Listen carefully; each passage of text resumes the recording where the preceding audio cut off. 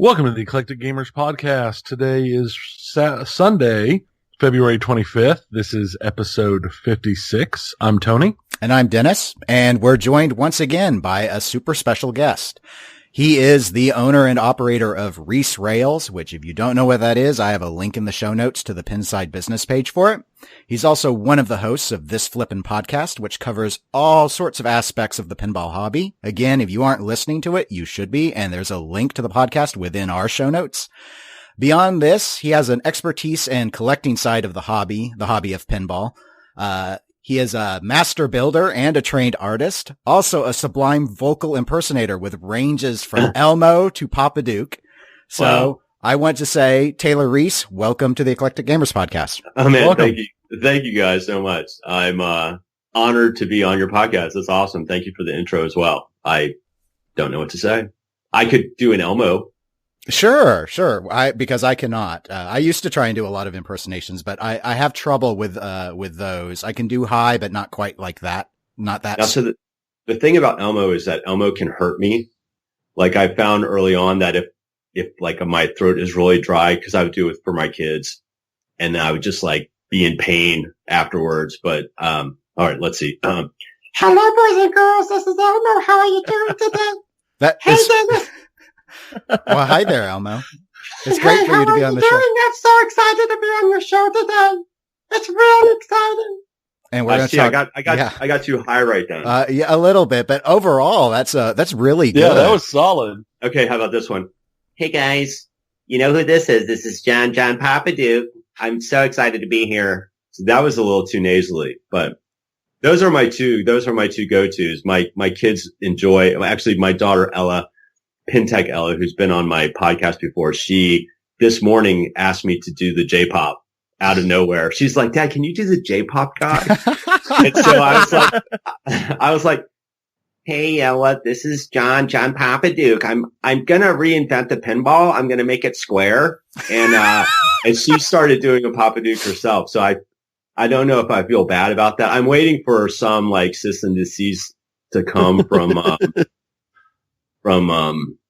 John, but nothing has come. I don't know that he wants to get in the legal system any more than he is right now. So yeah, that might be a bit too much of a dance. But thank you guys for having me on. I'm like, if anybody's listened to my podcast, they know that I just like to ramble on about pinball.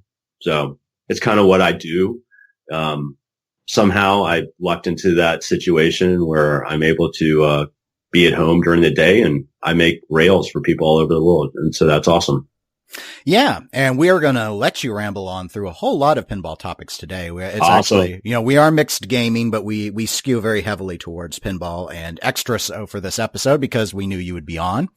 Awesome. I didn't know if, I guess just as part of the intro, you already talked a little bit about your construction of rails and such. I was wondering, I asked for you to come on because you're a pinball collector, like what I consider a real one. I'm what you would call a fake one.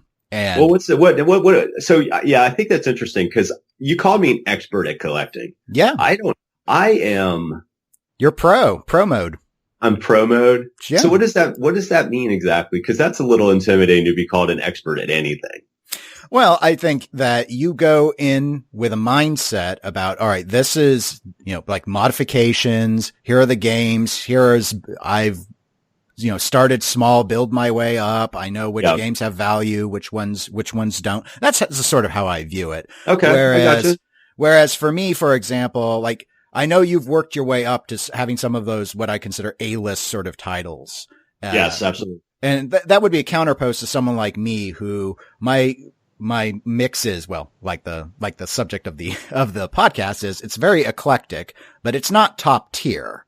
So I just sort of, what resonated with me is when we had Steve on, he at one point said, I don't collect games. I have games.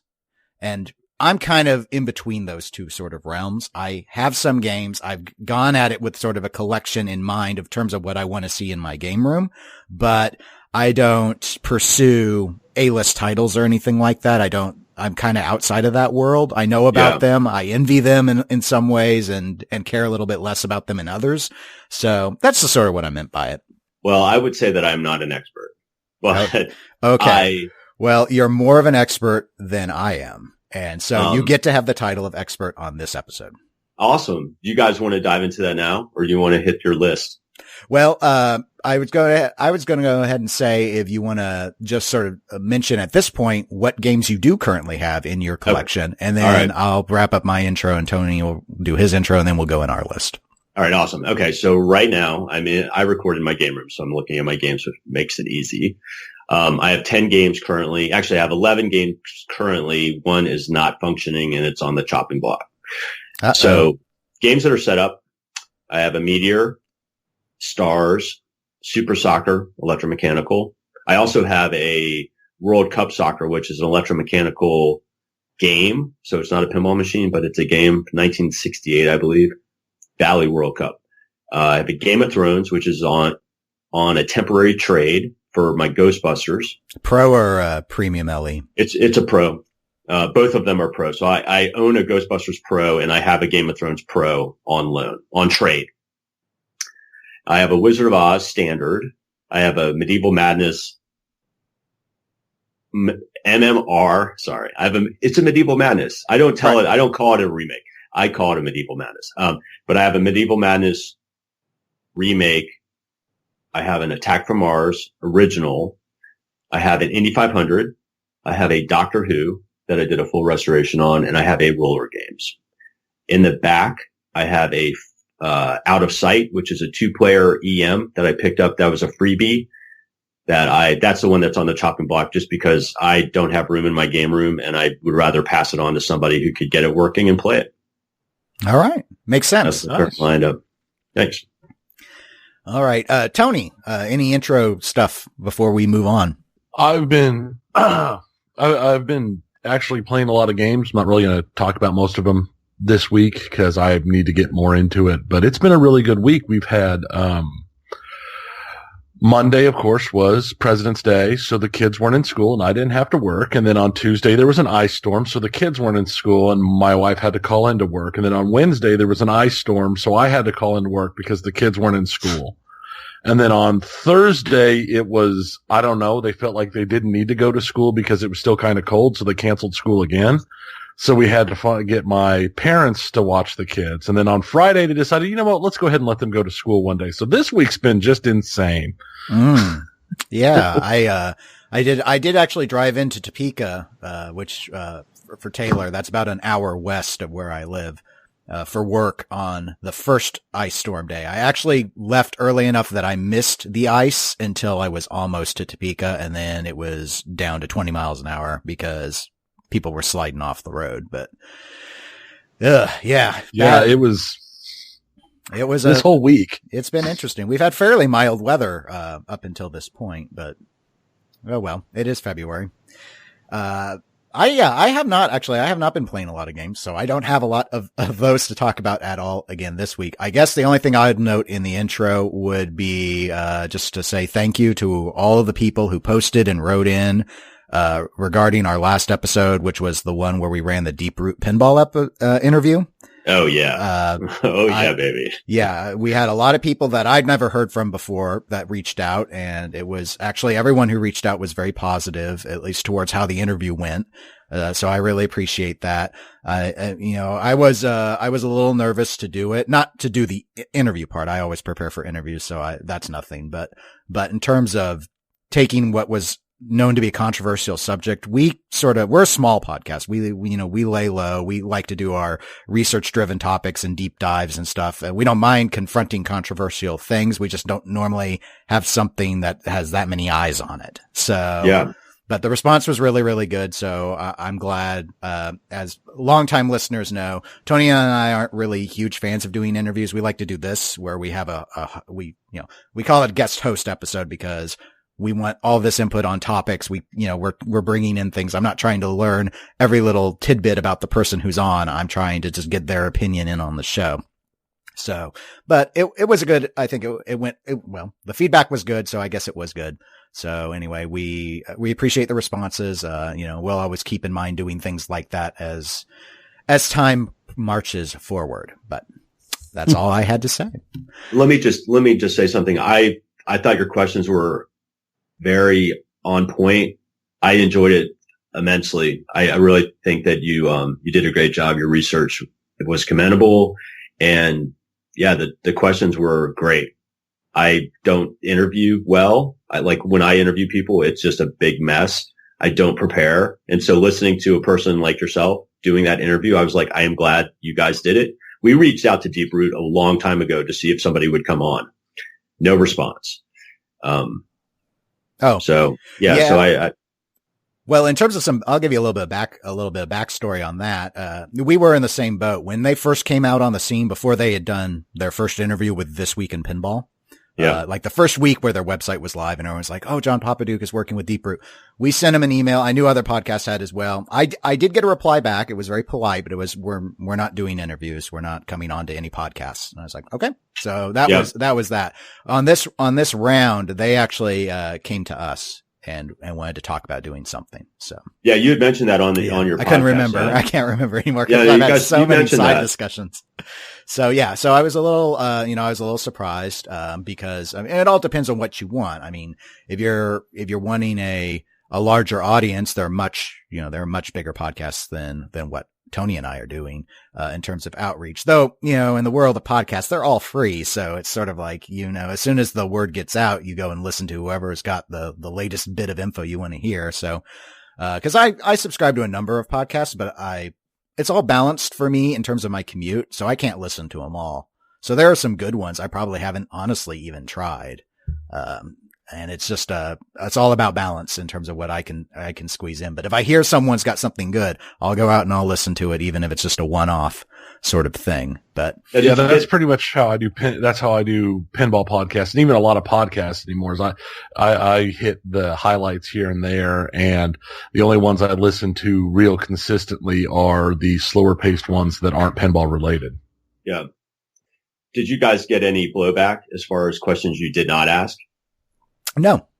No. Oh, nice. One thing that I'm interested in about Deep Root, which I don't know, I find their selection of designers very interesting. And knowing that there's new blood in the water at JJP and at Stern, I kind of would like to see some of that. I think that J-Pop is obviously tainted because of his history, and Barry Orsler has also have kind of a shady past with some stuff. So I don't know. It was interesting, the team they built. Love certain ones, and other ones I'm like, it's weird. I don't know. Yeah. And as I believe Robert noted in the interview, that new blood angle was the way they were going. I know it was, he didn't name any names in our interview, but I know in one of the This Week in Pinball interviews, he noted that he had approached Scott Denisi and tried to secure him, which makes a lot of sense. I mean, given the feedback on Total Nuclear Annihilation, if you're wanting a young upstart who's already sort of proven themselves with one title, but still it's proof, that one makes a lot of sense. Did he approach Scott before Total Nuclear Annihilation was out, or was it prior to it? I assume it was after it was out, but I don't know. I'm not aware. I'm not familiar with the timeline, so I'm speaking from a position of ignorance on that. Okay.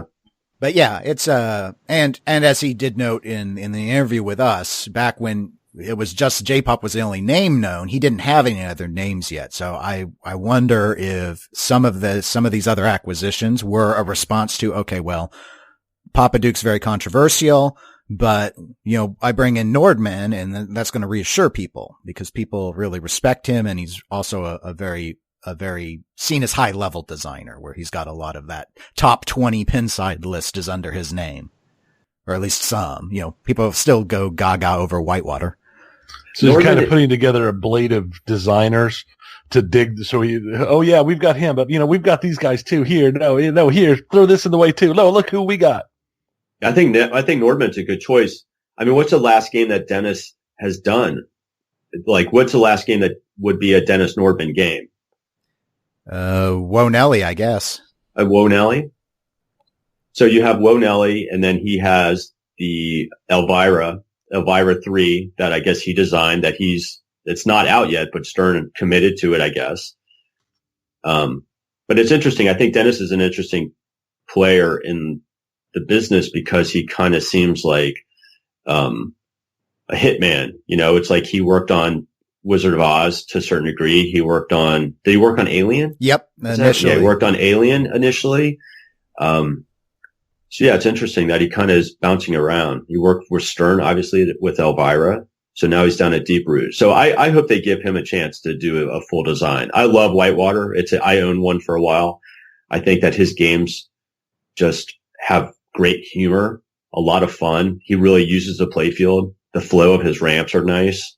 He's I would love to see like a real Dennis Nordman title come out. I'm rooting for Dennis to get a chance to do something. Mm-hmm. Yep. Well, we'll probably have to wait to their marketing event before we really learn much else in terms of what they're planning to do. It sounded like they are going to announce multiple titles at once, as near as I can tell. So what do you guys think is the quad manufacturing? I have no idea. I think that they got an alien device that just makes the machines in one thing. That's what they did. The aliens came down and visited them. A theory I've heard from a friend of mine, and this is just whatever, is that it'll be kind of like a flat box situation. Does that make any sense? Like you would get the cabinet kind of IKEA style and you would build it. And then I give credit to my friend Dan Farrell for coming up with that idea. But yeah, he was just like, do it. One of the things that was really interesting about the interview was that he kept talking about like, it's once you see what we're doing, you're going to wonder why nobody else did this. And J-Pop, when they started talking about back with Ben Heck, they were talking about coming to your house and building your game and stuff like that. Well, that would say to me, like, they're not going to come and like do a playfield build, but they're going to send you the playfield. They're going to send you a cabinet. You're going to build it. You know what I'm saying? Like, it's designers are there, but it's not like they're going to come in and solder the coils on. So what are they doing? So that seems like an idea that J-Pop has had and if you could do that with a cabinet, send a flat box. I mean, think of the money you would save in shipping, production. I don't know. It's an interesting theory. And I don't know what the quad means. Right. Well, that's probably better than my theory, which was let's see. We have the announcements we have Papa Duke as a designer, Nordman as a designer, John Norris as a designer, and Barry Osler as a designer. That's 4 designers. They're the build team. Yeah. It's like, get out your screwdrivers, boys. It's quad assembly. All 4 of you are helping me put this machine together. So remember when Jersey Jack first released pictures of their assembly line, and it was always like the same one person, but he was like at different stages of the assembly line. I was just like, I don't know that this is going to work. Yeah. That would be mono assembly. What is that? Not quad, mono. Yeah. We call homebrew assembly. Yeah. Homebrew. Boutique. Yeah. Boutique. Boutique. Boutique. Don't ask me what the exact definition of boutique is. I don't think anyone knows. I have no idea. Even the boutiques. That's just when you're not homebrewing anymore, you're boutique. Yeah.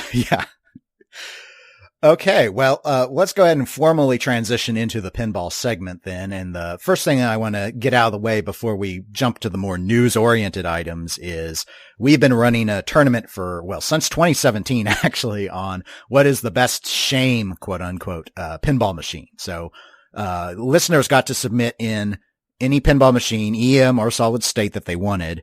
And if it was not in the top 100 of Pinside's EM list and not in the top 200 on the solid state list, it was eligible. And we took all of those and we randomized a bracket and we were down to the final 2 as of the last episode. So we now have the results. But before I give those, I'll let you know, Taylor, that the 2 games that were fighting it out in the end were the Bally Game Show and Big Buck Hunter Pro. And I think Bally Game Show is a 1990 game from, Bally yep. Williams. And then Big Buck Hunter, I think, is a 2010 from Stern. Which is better? Now, is it which is better or which is worse? It's which is better. Which is better? Yeah. Are you asking me? Yeah. I had an experience with Game Show at Pinburg a couple years ago that just killed me.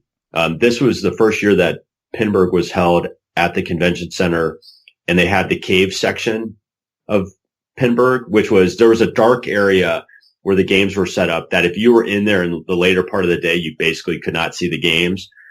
I was put on Game Show and I had 3 house balls. Like it was like plunge the ball. It would go up behind like the main, features on the game and it would come straight down the middle. So my experience at Game Show is not the most favorable. Big Buck Hunter, on the other hand, I did play that in a tournament that I won. I won the tournament. Now, I don't love the game, but that freaking moving target it's not my favorite. So you're saying you love them both? Yeah. I am saying if I had to give the vote to one of those, I think I would have to go with Game Show. Really? Despite the Pinburg wronging. Yeah, that still stings a little bit, but I did play it. I played it somewhere else where I played it. Where did I play it? I played it and actually had no sound. Maybe it was Pinburg as well. They had an issue that there was no sound on the game, but I actually had a decent game on it, which sounds bizarre, but I think that there's more to do in that. You know, the Big Buck Hunters, the playfield is just so stripped down. That was when Stern was just kind of going through that rough stage of, are we surviving? So I'll go with Game Show. You can't go wrong with the Bally Williams title. Okay. And Tony, did you vote on this one? I voted for Game Show. Okay. Because I've actually played Game Show. Yeah. We have one on location right now. And I voted for Game Show also. I have not played Big Buck Hunter Pro actually, but it took out Sharky Shootout and I'm bitter. Oh, so anyway, well, we're in luck because the community agrees with us. 61.1% voted for Game Show versus 38.9% for the Buck. So the Buck stops with the Buck. Now, just as we're not announcing a new tournament yet or anything, but we did put up a poll on Facebook because Tony had an idea. Tony, why don't you talk about your idea? All of our polls, including this one, even though this one is a shame poll, have been, good polls. What's your favorite this? What's your best this? Who was the best designer? Stuff like that. I want to run a poll that's literally just what is the worst game between this time period and this time period. And we thought about it and we talked about it and we went ahead and put up the poll on the Facebook to see if people were okay with doing a negative style poll instead of just staying positive and happy. And I think the poll formally ends tomorrow, but last I looked, the Keep It Positive had 5 votes and the Destroy Everything was in double digits. So, it looks like you get to be as negative as you want. I was wrong. I thought that the people were like, no, guys, keep it nice, keep it chill. Have you been to Pinside? Negativity. Look, we are not Pinside. We are a mixed gaming podcast full of love and joy. Let the hate flow. I wish I could do Darth Vader. No, who said that? Let the hate flow. The Emperor. The Emperor. Let the hate flow. No, that's not very good. I'll work on that one and come back. Yeah, let the hate flow, man. That's a competition name right there. Let the hate flow. I like it.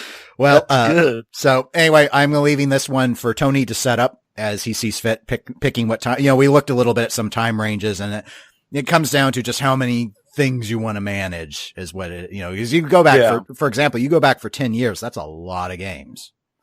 You go back for 5 years, it's still a lot, but you want it to be deep enough. You don't want to just be like, well, what was the worst game of 2017 either? Cause that's not any fun. Sorry, Jetsons. Well, why don't you pick like, do it a bracket, like a, March Madness. So you have 4 16 team brackets. You have EM solid state, like WPC 90 era and then modern. So you would have your Sterns and stuff like that. Oh, that's interesting. I hadn't thought about that. Cause then you're going to you'll have representation from each of those areas. And getting like games like EMs and stuff like that, I think are interesting because I have an EM and I enjoy them, but I don't have a ton of experience. So it's always interesting for me to hear why people who know those games like or dislike those games.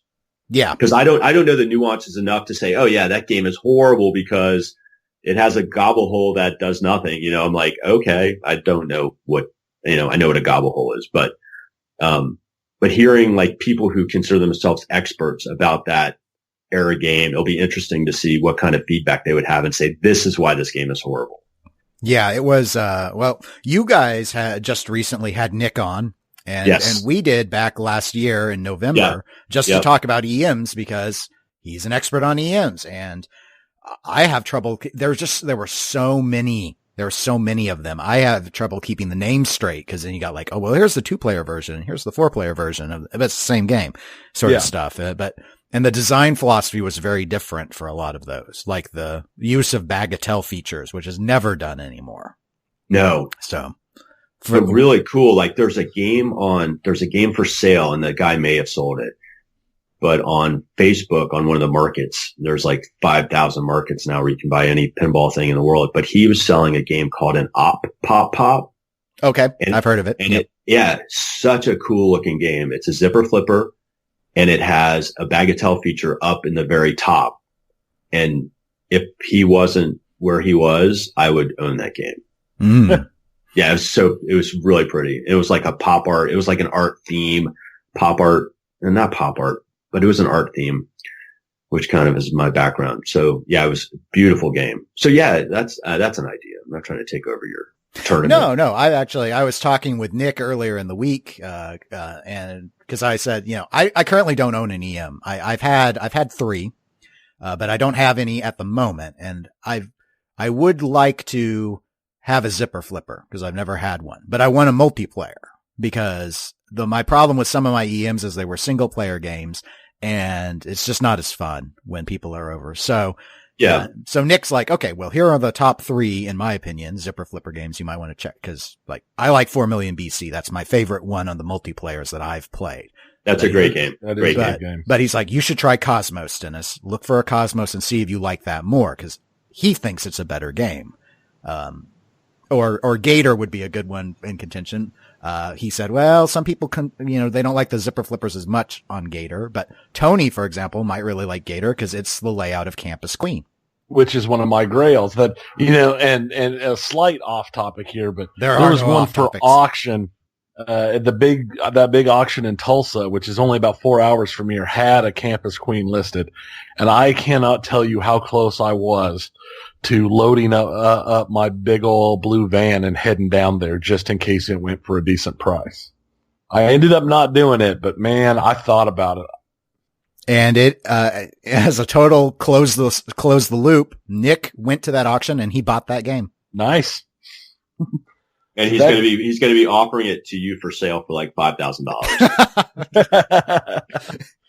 Yes, I'm sure it's all part of his plan, Tony. Why are EMs so high? Why are the EM prices so high now? It's because people are going and snatching up other people's grails. Yeah.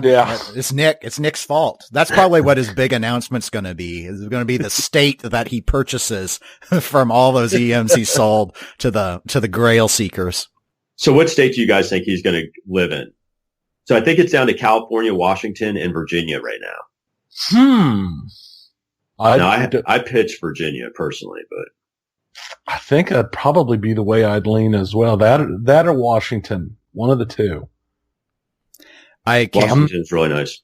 I cannot weigh in on this, so. Yes. Oh, you do know? Yeah. Now, see, he wouldn't give me the dirt. He wouldn't. I tried to pry it from him off after we were done recording, the record.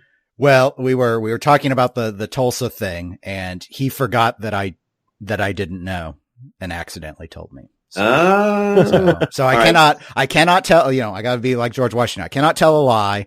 I was never gonna, I wouldn't normally bring it up at all because I don't like doing that where it's like, I have information and I can't share it. But now the fact that you mentioned George Washington, who lived in Virginia. Oh, interesting. Interesting. What, conspiracy theory you're thinking here. some subliminal stuff going on. I mean, I don't know. If you play this podcast backwards, it might say Nick is moving to Virginia. I don't know. I pitched Virginia on our podcast when he was on. California is just so expensive. It's just the cost of living is so expensive out there. Washington, we were out there this summer. It's beautiful. Washington's beautiful. I'm not going to lie. I thought the Seattle area was really amazing. My total experience in Washington was a 5-hour layover in SeaTac Airport. And I got to tell you, their airport floor is the most comfortable floor to take a nap on that I've ever taken a nap on in an airport. Yeah, I've only used Washington as a stopover for a few trips to Alaska. I have family in Alaska, so nice. So that I've never been to California, and I think I have been to Virginia. It was once, and it was in the 90s, and because I visited Mount Vernon. Yet another tie to the George. Because it was a big DC trip, thing that we were doing. So yeah, it'll be interesting, I think. But I can't say anything else. So we're going to move on. All right. All right. Let's hit the news. Stern, Supreme Pinball. Okay. I think this might have been out in time for the last episode, but I was too busy with Deep Root stuff to look at it. So let's just hit it really quick. There was a brand, I guess it's clothing. I guess at one point had to do with skaters, and now it has to do with expensive bricks. And they're getting a pinball machine. It's the layout from the Spider-Man Home Edition. I believe it's a very, very, very limited run. But the noteworthy thing was the promotional video that Supreme put out had within a day over 1 million views. So I just sort of wondered, you guys, what are your thoughts on that? I mean, my read of our local area when it was sort of coming up for discussion is a lot of people sort of fell one of two ways. Either the theme is really stupid and or that's great for pinball if that many people looked at a pinball machine video. Yeah, but they weren't looking at a pinball machine video. They were looking at a Supreme video that happened to involve a pinball machine. And there is a difference because those are people who might never touch a pinball machine without it saying Supreme on it. Yeah, but does it matter? I mean, I don't know. Does it matter? Does the exposure, no matter how you get it, is that worth it? Well, it depends upon if they go on to play more pinball or buy more pinball machines, or if their only interest is specifically in the Supreme machine. Yeah, I collect some like collectible. They're not toys, but they're sculptures by a couple artists, specifically one guy named Jason Freeney, and getting into that whole like vinyl, or like there's vinyl toys, the whole vinyl toy collector scene. You guys know what I'm talking about? Yeah. Oh, yeah. I've got a whole bunch of them. I've got a rack of them behind my desk right now. Right. So I collect a certain guy, and he will release the same sculpture, but in a different color. So there are collectors who will buy every one of his pieces in a different colorway. It's just it's a collecting thing. There's a lot of, famous vinyl artists out there. Cause is one, KAWS. He has all this whole series of figures. So I see the Supreme pinball machine kind of falling in that like hyper collector who collects Supreme stuff. Coming from that aspect of it, the design of the actual game, like the colors and stuff like that, that falls very in line with that whole thing. There's Supreme final characters where it's like Kim Jong-un with a Supreme over his eyes. Like, so there's this whole, like, that type of collector aspect of it is where that game is coming from. So putting that into context, I get it. As a pinball person, it doesn't do a lot for me. As a person who collects not only like vinyl figures, but I collect original artwork by like, graphic artists and graffiti people. I totally dig it. I absolutely dig it. Like, that's the kind of thing like a collector would put in their living room, and they may not play it, but that's what that game is. It's not a pinball machine. It's an art piece.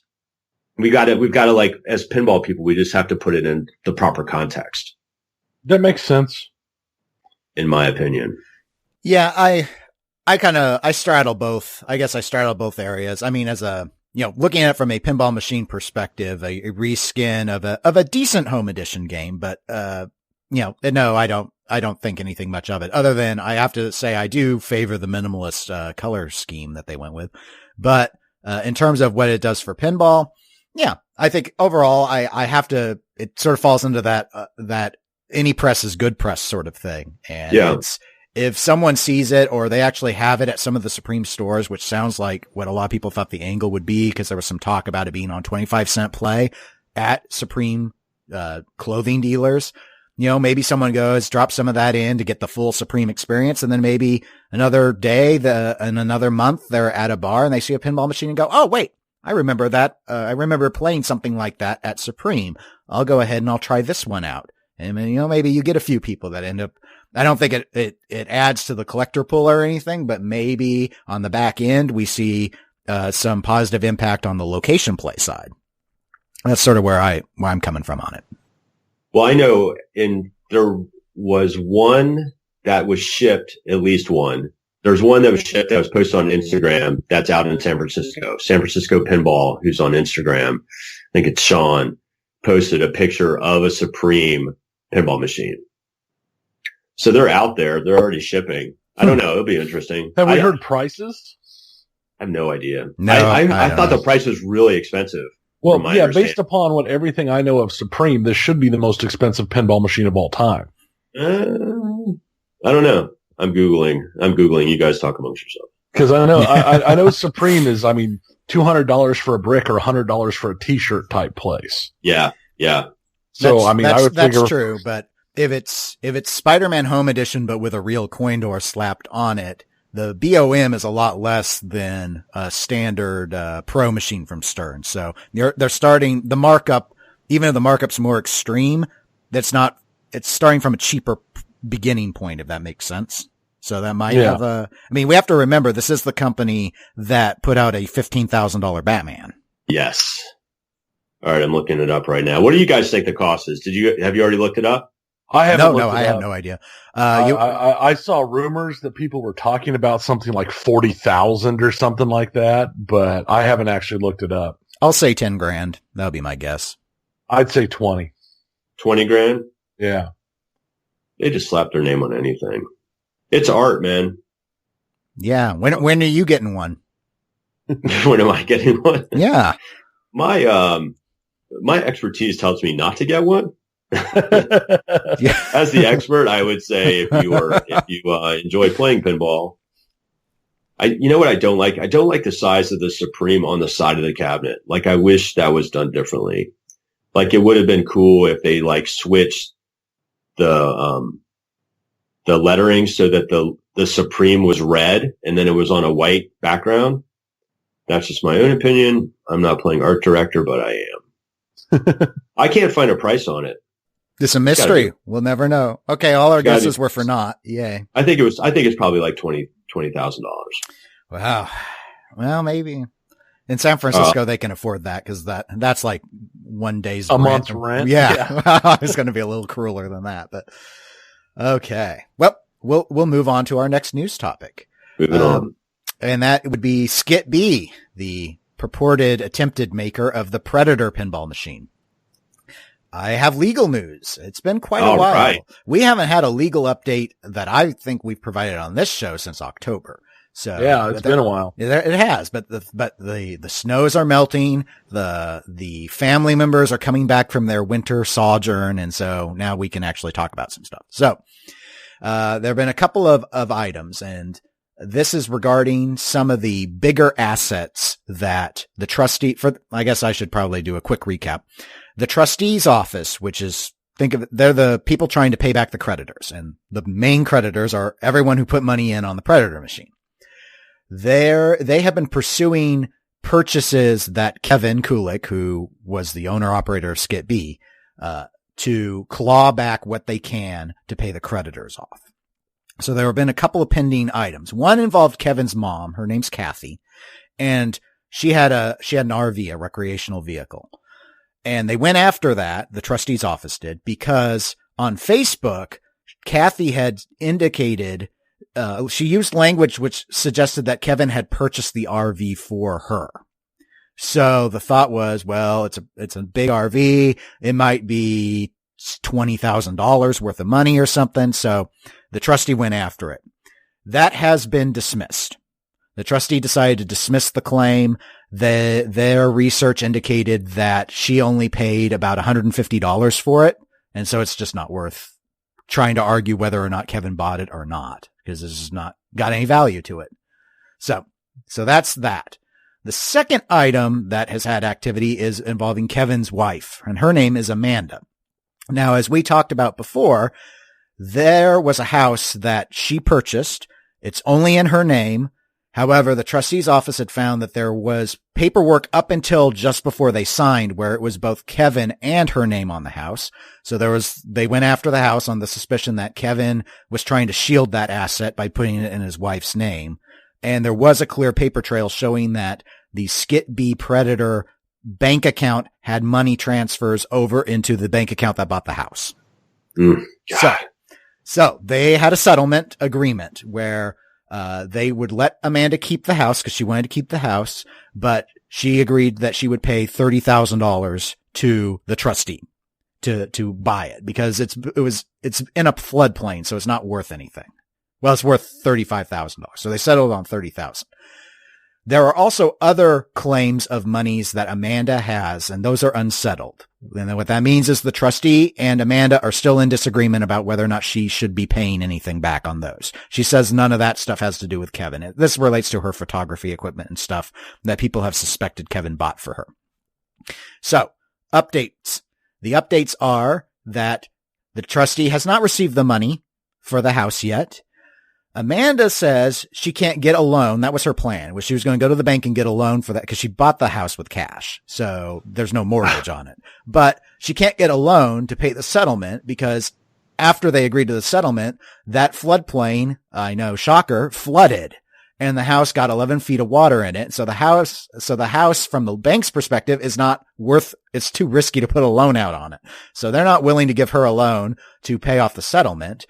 And she also indicated that the area, one of the local governments has been talking about using eminent domain authority and just taking the house away. Because there are only three houses in this part of the floodplain. And I mean, we don't give legal advice here, but I'm just going to tell you it's really stupid to have a house in a floodplain from a financial perspective. And so governments don't like to have to save people. I mean, they had to rescue them with boats and stuff when it flooded because they were trapped. So they don't want houses to be in the floodplain anymore. So she might not be able to keep the house anyway if the government uses eminent domain, though I believe she would get compensated in that instance under at least market value. So she'd probably get something like $35,000 from the government for the use of that power. But this is not the eminent domain podcast, so I won't go into that anymore. The only other thing I thought I should point out is that she also indicated that she has filed for divorce from Kevin. And that is supposed to take effect in mid-June. So what the court has done is because the trustee's office hasn't gotten the money yet and she has her excuses, but they're getting frustrated. They've scheduled pretrial work to start happening on April 19th and tentatively they'll go to trial over at least the stuff that they haven't settled on June 1st, depending on what comes out of that April 19th meeting. All right. I know that was a lot of me talking. So it's been a while since we talked about Predator though. So I guess Taylor or Tony, what are your thoughts on Predator and trustees? And I don't know. Whoa. I just don't know anymore. Where do you start, man? Wherever you want to start. First of all, so she pays for it in cash, $35,000, red flags all over the place. Mm-hmm. Yeah. What in the world were they thinking? First of all, buying it. And second of all, if somebody said, okay, you owe us money, give us the house that's not worth anything because it's in a floodplain, why would you want to keep it? That doesn't make any sense to me. Well, and that gets back to past court hearings that I've listened to with her. And so I guess I'll tackle them in reverse order. In terms of why does she want to keep the house? It's because it's a home. It's their home. It's the home with her and the kids. And it's like an emotional thing. So that's why she wants to keep it. So moving past that, what the whole issue with the red flags on the cash on the purchase of the house, her claim, she's agreed to the settlement, but she says that the trustee's office is wrong, that Kevin did not use Predator money to buy the house. She used money that her grandmother left her to buy the house. Well, they should be able to figure that out. Well, the problem is in, I believe, written depositions, what they indicated is when the grandma, I think when she died and she left the money, they took the money and they stuck the money with cash deposits, which they don't have accurate records of, or they don't have sourced records of, with the bank, with the predator account, because they needed to shield that money. They needed to hide that money away so that they would not lose their welfare benefits. Oh, Jesus. So it was in order to commit, it was in order to commit fraud on the benefit system that they had to mask where that money was. So it got commingled with the predator money. And because Kevin kept such, as she would say, kept such shoddy records, she can't go back and prove what money was predator money and what money was grandma money. But they can figure out if the grandmother gave them the money to buy this house. There should be a record of the estate. If it was done through an estate process and it wasn't just her giving them cash, and I'm wrong about that. I haven't read or heard about a death. I've made this assumption given the sum, but regardless, no documents have been produced. So no paper trail, whatsoever. Exactly. And wow. Amanda has thus admitted, she goes, this is my grandma's money. I understand it looks really bad. This is all Kevin's fault. I'll agree to a settlement because there's no way I can prove that Kevin didn't buy it she acknowledges she can't prove that it's her money. So she's admitting fraud. She's admitting fraud. Either she or Kevin did in a deposition. Yes, they admitted fraud. And the outcome of that was what? Were there charges from that? Nothing has moved forward on that yet. Wow. The thought will be, because that admission was made under the bankruptcy claim when they were doing this is still all in bankruptcy. So it's not a civil case in a traditional sense. It's not a criminal case at all. What happened was Kevin filed for bankruptcy after all of these, predator buyers filed a civil suit against him to get their money back. Right. Then when the trustee's office, which was supposed to be processing the bankruptcy, was looking, they're like, this looks really suspicious. Where did all this money go? They got Kevin to voluntarily withdraw his application for bankruptcy because what the trustee was threatening was, this looks so bad, we probably could bring criminal charges on you for attempting a bankruptcy fraud. Or you can go forward and insist that you deserve bankruptcy protection. So he is no longer going for bankruptcy protection. And because of that, the trustee has the opportunity to say, oh, okay, well then that means it's time to get as much money as we can to pay all the creditors because that's not been forgiven under bankruptcy, but it's still operating under the bankruptcy rubric. So how much money is there? How much money is in the Kulik family fund that they can actually pull from? There's nothing. Nothing. Yeah, right. On paper, they are broke. They have nothing. Amanda said that the judge asked her, how much is the child support supposed to be? Cause she says Kevin's working and she said that it's $27 a month. Oh my God. That is so sad.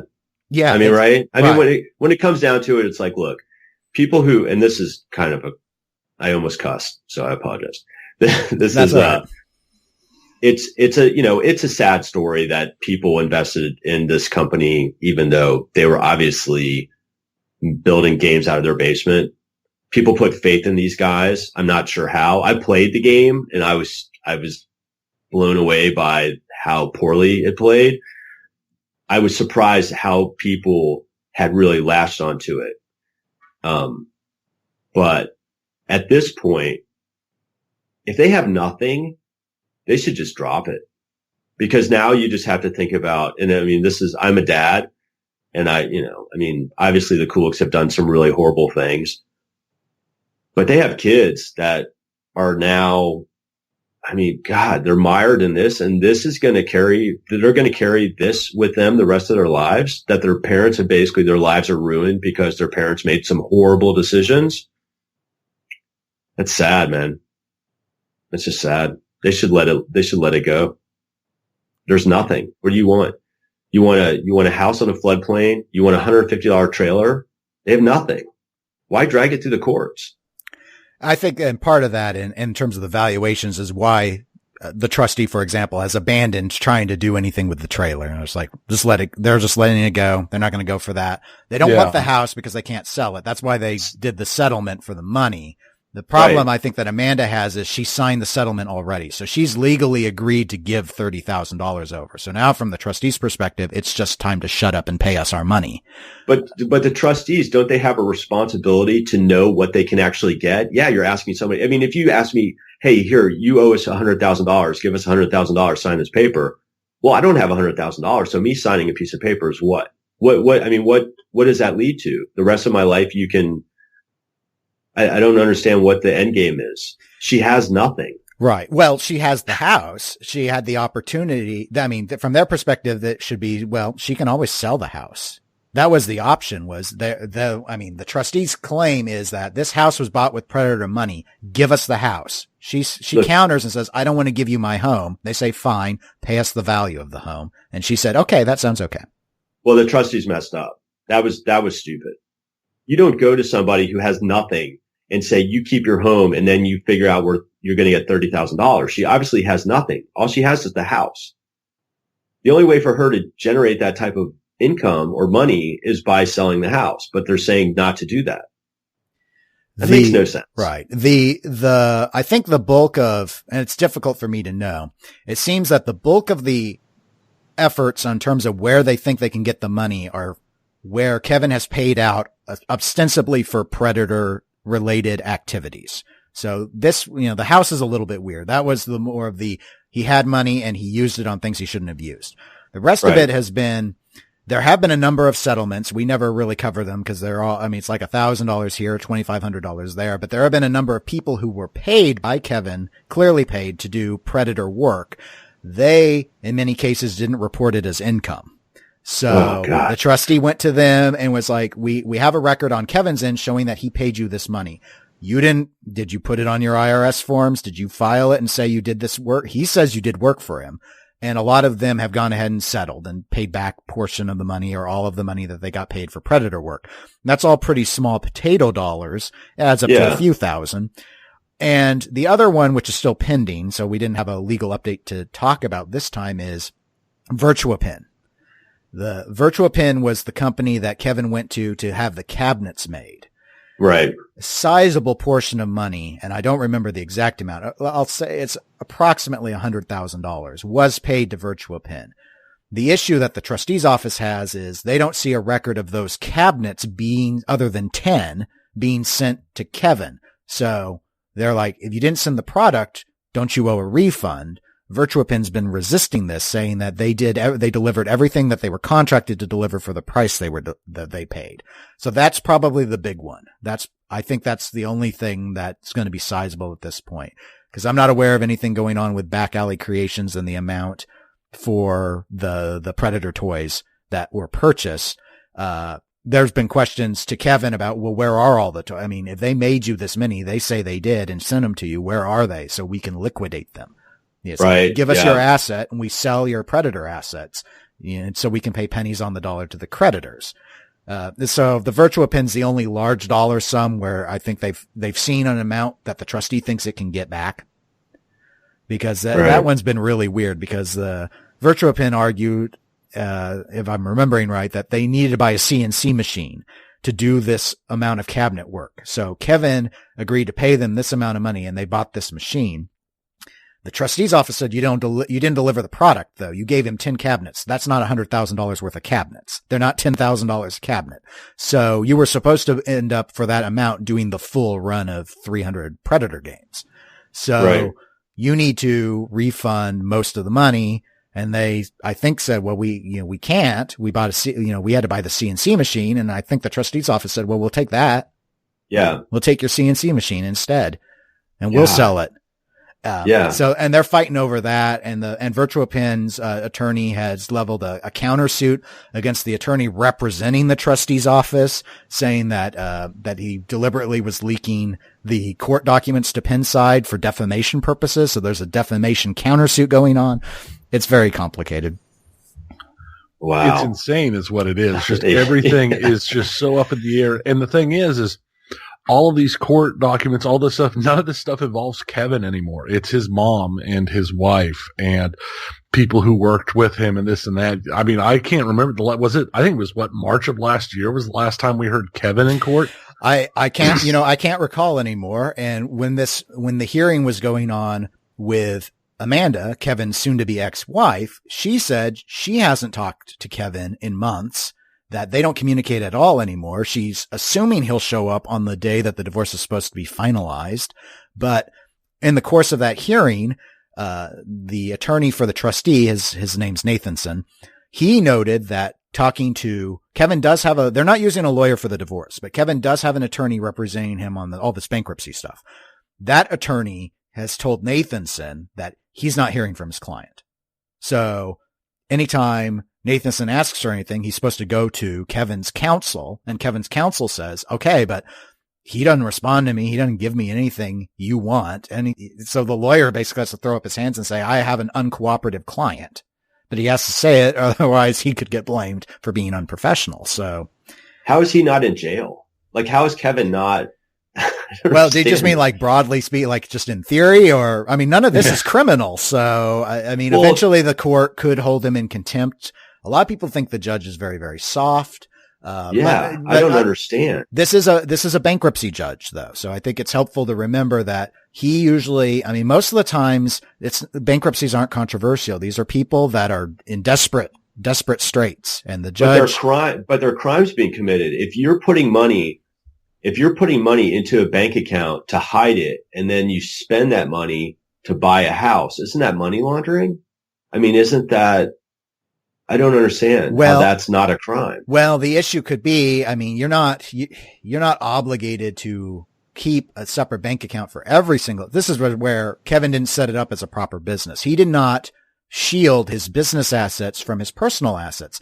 Skit-B was not a DBA. It wasn't legally organized. There is no Skit-B legally. He never legally formed it as a sole proprietorship or anything. So everything it did and every income that it made was under his name personally. So, I mean, didn't you say that he put money in, like the money from Amanda's grandmother was put into an account with Skit-B money to kind of hide it? My understanding is yes, but that was Amanda trying to hide her inheritance or whatever it was. She was that's separate from Predator in and of itself, if that makes sense. It wasn't that it was put in with Predator money that was the issue. She was giving the money over to Kevin so that it didn't affect what was going on under her name. Right, but isn't that, I mean, money laundering? It's fraud. It's fraud. And that's what I don't understand is if this came out during a bankruptcy hearing, which is done in a court of law, they're basically saying that they committed fraud. There are people that think that once the trustee's work is done, that they'll turn it over to the district attorney's office to evaluate if they want to go after criminal proceedings. So right now they're just trying to juice it for anything they can. The trustee's job is to try and get as much money for the creditors as it can. Wow.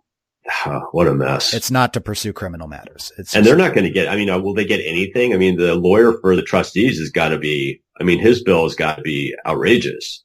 Or is he doing it pro bono? No. I mean, because that lawyer represents the trustee's office, which is it's a sort of an official entity. He gets paid a set amount and it's a lot of time that he's spending. I have no idea how much the creditors will get. I think fundamentally it comes down to whether or not Virtual Pin has to settle. So so really the big thing right now is Virtual Pin. I think so. Wow. I think it's the only amount of money where there's a clear paper trail and there's an asset that could be acquired that could be easily enough sold to pay the lawyer fees and give people something. I think that's really about the only angle left though. And it's going to be nothing compared to what they've put in. No, but. Oh, no. But that's not what it's about anymore. So. No, it's not about revenge. Anymore. It's revenge. Revenge. I mean, you would think that you would be able to find the guy if he has a job, right? Well, yeah, you would. And I don't know. I mean, they have an address for him and Amanda said, I have an address for him. And off the hearing, she was going to give Nathanson the latest contact information that they have. I mean, there are a lot of theories going around. Some people, there's a lot of suspicion in the collector community and the predator purchaser community that some of the money that they haven't seen where you tally up all this money, even with the house and justify where'd the rest of it go. but no one's really entirely sure how much money he brought in. It's assumed to be somewhere on the order of 350 to 500,000, I think. So some people think he bought arcade machines because he's running a route. He's running a coin op route, and he keeps it all off book. So he doesn't report it as income. But he has money to live on because he actually has friends running a route or helping him or putting the games under their name or whatever. But that's an industry. That's a business side. That's an entrepreneurial aspect that he was involved with before. It's easy. It's cash based. So it's easy to hide income on it. Yeah. So some people are like, find those games and get those games and sell those games and then pay us our money. There's a lot of that in there too. Oh, man. Whether it's true or not, and I have no idea. I'm just a simple podcaster. Good times, man. This is why we don't get into this stuff, because it's so thick. It's so thick and it's so layered, and it just gets so ugly. Because even saying like, hey guys, at this point, just drop it, because now you're just, I don't know, you're affecting people who had nothing to do with it. I mean, I feel bad saying that, but I feel that way. But at the same time, if I had skin in the game, and at this point, I'm just like, screw him. I want to get him, but then it just there's just such a sour taste in I don't know. I try to avoid stuff that makes the hobby suck like that, like waiting on games. I don't want to buy a game that I have to wait on. Yeah, I think everyone's tired of that. Yeah. But even like the whole pre-ordering anything anymore has gotten to a point where most people are just dodging it. And it's because of, J-pop and Skit-B killed it. They really did. But I mean, I don't know. Total Nuclear Annihilation, you've got to sign up, and you'll get your game in 5 or 6 months or something like that. That hurts. Like, I don't want that. I want to be able to call up, order a game, and I want it at my house next week. So say we all. Say we all. Say we all. Well, we'll move from a negative topic to another negative topic, but not as negative. It's hard to be more negative than the legal system. But that hurt. That one, you almost need like a cleansing segment right now. Yes. Well, this one's going to be much more. I don't want to say shallow, because it's really going to upset people who really are offended by what's going on with this. I just saw this in the it's Attack from Mars. Let's go ahead and go into that, which you noted you have an Attack from Mars, but you have an original one. Taylor. I have an original. Yes, sir. Okay. This is about the Chicago Gaming remake, which Tony and I played at Texas. I liked it. Attack from Mars is my favorite game of all time, so I'm not going to not like Attack from Mars. You're a good man there. You are a good man. It's a great game. Great game. I don't know if I would put it quite that high, but I do think it's the best pinball machine of the 90s. You're a bad man. So. You're a bad man. Yeah, well, I that's what it is. I'm the prickly one. Okay. So anyway, here's what's going on. I saw this and I saw that the thread on Pinside for AFMR was kind of blowing up top a lot. So I went ahead and looked in it, which I'm not normally looking in the owner thread because I don't own one. But all right. So what's going on is the part that I wanted to focus in on is there's been a little bit of controversy that's apparently come up, and most of the stuff, there's a few other little elements we'll touch on, but most of it has to do with coloring. So what people have been reporting is that on some of the playfield runs, the orange that borders like some of the inserts and such, there's sort of a light orange coloration to it. Mm-hmm. Instead, the wrong color is being used. It's consistently all throughout. Instead of having the orange, Pinside's been referring to it as nude. I don't think that's a very helpful description. So I would describe it as it looks like a pale peach color. There are photos on Pinside if you want to know, but in all instances where there would be orange, it is that color instead. It's the same color, I believe, although I've not seen the side by side on this, is the nude color is the same color that the woman's skin at the bottom of the playfield is supposed to be.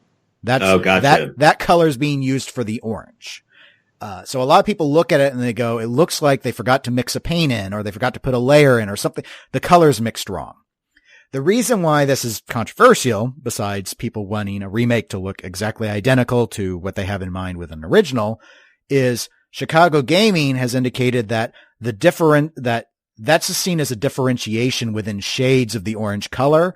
And that's a part of the painting process. And it's an artistic difference. It's a stylistic difference. And they don't consider it covered by warranty for playfield replacement. They don't think of that as a flaw. So given there have been other issues coming up about like shooter lane damage and some of the things we've seen with Stern before coming out on the AFMRs as well, this has rubbed people the wrong way because they're like, well, this isn't right. I would never have if I had gotten to see this before the box was opened, I would never have taken peach color for my oranges. So it's not like Creature from the Black Lagoon in 3 different colors because there are 3 different playfield manufacturers historically. This was never a right color for those inserts. It's not orange at all. But you guys say, well, it's up to the individual artist who's mixing the paint is the excuse they're giving, and that it's not a replaceable cause.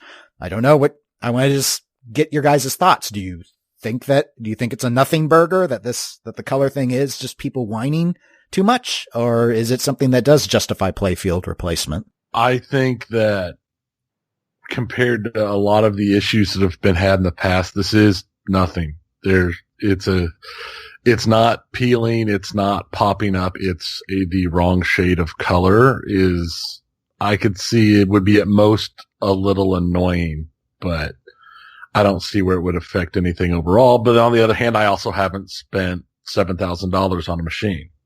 All right. So I own a Medieval Madness remake, as I mentioned, and I have an original Attack from Mars. If I'm expecting a remake and the way that these games are being sold now, AFMR is a little bit different because they really did change a lot of things. Like they've changed the DMD size on some, like they have reinterpreted Attack from Mars, but they're still calling it a remake. They're remaking a game that already exists. So there's no like artistic interpretation as to what the game is supposed to look like. You're supposed to remake it like it was. Now on Medieval Madness, the big issue early on was that the inserts are not the same as the Williams inserts. Valley Williams insert. So that's not like a cloudy insert. It's clear. It's a clear insert. So through the insert, you can actually see the circuit board underneath the playfield. The lighting effect, because of that, it changes the way the lights are because they use LEDs. So it's more of a spot than it is like a diffused look. Now, my Medieval Madness has that issue. Like I do have these non-clouded inserts and it does affect the appearance. So getting my game, it's not a deal breaker for me, but I do not like the way that they did it. I wish they made it look like an original because that was what I thought I was getting. Now, certainly like I have an LE. So like my trim package is different than the original one. It's not the stainless, but I would assume that the playfield is going to be made the same way that the original one was because that's how it's sold, that this is a reproduction of this game, not an interpretation of this game. So I think that they have an issue. I really do. I don't think that you should, if they're calling it an interpretation by the artist, that this is, I mean, that opens you up for anything. Like that's where, I mean, like in Medieval Madness, they came out and they said, okay, they came out with a fix. So they came out with these like filters that you basically mount it to the bottom of the playfield. So it diffuses the light. It's just like a clear, opaque, or it's not clear, opaque. It's like an opaque white filter that covers almost the entire bottom of the playfield. So you put that on between the lights and the bottom of the playfield, so it diffuses the light. So it looks more like, or it looks like a original Medieval Madness. Roger Sharp, when he did his video and he was like, these games are going to be made like the originals. If you say that, that's what people's expectations are. I mean, I understand CGC's, what they're arguing, but I just don't, as a buyer or as somebody, putting down $7,000, $8,000 for a game. I think that they have an issue with that. And I don't blame them for having an issue. Yeah, I think that's a valid point. That I mean, if it is, that's how. If that is how they're selling it, which of course that's how they sold it, that does make a change. And the whole, well, it's an artistic difference would let you do conceivably anything you wanted and be able to say, well, it's just an artistic difference. And that, yeah, I could see where that's definitely a thin line and, that they're skating on that could go either way. I don't know. I don't know what how many play fields are we looking at actually done this way? If it's just a handful, or is it the whole run? Or I didn't notice it when I played the AFMR in Texas, or the AFMR that we have up here. I haven't noticed it, so I'm assuming it's on a limited number of the runs. I don't know. So far it sounds like most people have what is considered to be a reasonable color of orange. I don't know if they're all exact. Some people were pointing out that that doesn't match what they believe is the quote unquote proper original Attack from Mars, but that is indeed orange. There are only some that have had this sort of pale peach nude color used instead. For me, it's if I would walk up to one, I don't know the color scheme of AFM enough that it would have caught my eye. I mean, it does. I mean, all the lines and stuff, it's still painted well in the sense that it doesn't look like crayon or anything. So I would never really notice on that. The thing that confuses me though is this whole, I don't understand why artistic license or different people, whoever are handling the paint or the paint machine or the hand screening process, because I guess they do a lot of this by hand. I don't get it. I don't understand. We live in a world with PMS color codes. Why is this a problem? You take an original, you figure out what the numeric color value is for every single color you're going to use, and you do it. I mean, we did that with we have less than 10 people where I work. We had known PMS color codes for our logo. When we go to a printer, doesn't matter if we go to Jim Bob down the street or we go to a national one, we give them the colors and we expect them to be exact, and they are. So I don't understand why pinball gets to be the super special different thing and not play by that. So I'm confused why Chicago Gaming allowed it to be an issue this way. They should just be using PMS color codes, and that's that, and always keep it. There's no logic to it. There's no thought of, hey, imagine how many more people would be happy if the colors weren't exactly the same on different runs. No one. There's no winning with this decision. This decision it says Steve Bowden would say it is an objectively wrong decision. There's no reason why you wouldn't want to use the same color codes every single time. So no, it makes no sense. It makes no sense. So I think it's weird. And the issue kind of that's more concerning if I were an owner would be that if the warranty doesn't cover this, is the warrant, how much interpretation does this warranty get to be under? And I'm coming at it from this, there was a lot of hate coming at Stern with all the ghosting, when the inserts were all ghosting, and that the warranty doesn't cover ghosting. The difference, though, has been that while Stern's warranty had never covered ghosting and still does not cover ghosting, they have been addressing it in cases that were seen as severe enough. And in this case, and one of the keyed posts on Pinside was that the response so far, at least from Chicago Gaming, has been, this is not a warranty item and we will not replace for this. That's a tough one, man. I mean, could they be more hated than Stern? That's the question that arises, because a lot of people are pretty sick of some of the stuff Stern's been doing lately. So and I think that other manufacturers have been given more of a pass than Stern has received, because Stern's the big dog and you expect the big dog to get things right. I don't know. I'm shocked that they are having this issue after all they dealt with Medieval Madness. And CGC is looking at doing like 8 different games or something like that. Yeah. And they're coming out of the gate with 2 of the biggest, most collectible titles ever. Monster Bash is supposed to be the next. I mean, I don't know.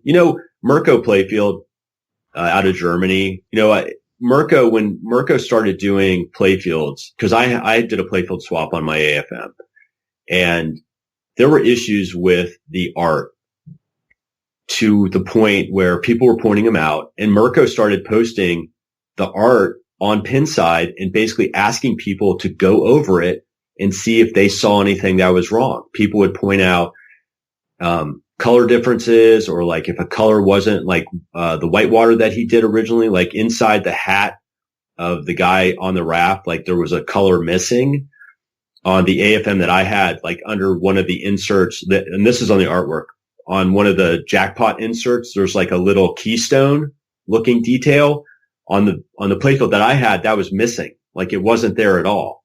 It just wasn't part of the screen. But so he started reaching out and saying, hey, look, check out this whirlwind playfield art that I have. Do you see anything that needs to be changed? I think that CGC needs to start doing that. And they need to start doing that. And they need to start putting this out. I know that they like the whole surprise aspect of it. Like, hey, surprise, you can buy a Monster Bash. But if you're at that point and then somebody says, hey, these colors are all wrong, because apparently they don't have the eye for that type of quality control, then put it out there in the community and let the community say, yeah, that looks great. You're missing this. I don't know. It just seems weird to surprise people with these kind of things. I don't know. No, it's a good point. I guess the excitement of the big reveal outweighs all still, or the thought that the hype. And I mean, there was a lot of buzz at last TPF when it was like, here's the new Attack from Mars Remake. Surprise. Oh yeah. And you can buy them now. Yeah, there was. It was huge. But do you think that the Attack from Mars, everybody knew Attack from Mars was next, right? I think so. So the buzz was that you could buy them new, or was the buzz because of the changes that they had made? Like the color DMD was larger. Like they had really altered things on it. I mean, if it's just like everybody knows that Monster Bash is next, right? So is the buzz going to be as great as it was for AFMR? I mean, I'm expecting the same type of changes on Monster Bash. Like you'll be able to get a bigger DMD, so that's not going to be as surprising. Like at some point, it seems like the buzz from the remakes is going to kind of die off, other than, people will start selling their games for like top dollar before they can buy a brand new one in the box. Right. I agree with if I'm understanding where you're coming from on it, I will say I agree. I think there's diminishing returns. Yeah. That it won't be as revolutionary. I don't think that they can innovate enough every single release. I think AFMR had two things going for it. One was the bigger high def screen setup that they went with was very eye catching. A lot of people thought it looks leagues better than what color DMD does. And so that was just a big attention catching thing, coupled with like, oh, look at that really awesome topper, which outside of the fan from Whirlwind is, in my view, the coolest topper I've ever seen for a pinball machine. And, the added little features of just like trying to make it more immersive. Don't forget the world under glass. The people want that world. And then I think CGC is missing the entire point of why people are excited about these games. People are excited about getting remakes of games that are not affordable for most collectors. Yeah. Medieval Madness. You could buy a routed Medieval Madness before MMR came out was over $10,000. Right. That's crazy. Right. So they announced MMR. People didn't care if they came out and said, look, we are going to make MMR. It's going to be just like the original. No color choices on the trim, nothing. But you get a Medieval Madness for $7,000 new in the box. And that is shut up and take my money. Right. Well, and now go on. What? Oh, but so the problem they're having now is that now they're not giving people that. They're giving people interpretations of these games. Don't do that. Just figure out how to reproduce the games as they were, put them out there at an affordable price, and they will just make money. That's it. Keep it simple. Right. I think they think that they're doing both. Now, setting aside this color gate, we'll call it color gate because everything has a gate. Yeah. When the Attack from Mars came out, I was at Texas, Tony was at Texas, and just hearing people waiting in line and seeing all that, it was the interpretation versions that were catching most of the attention.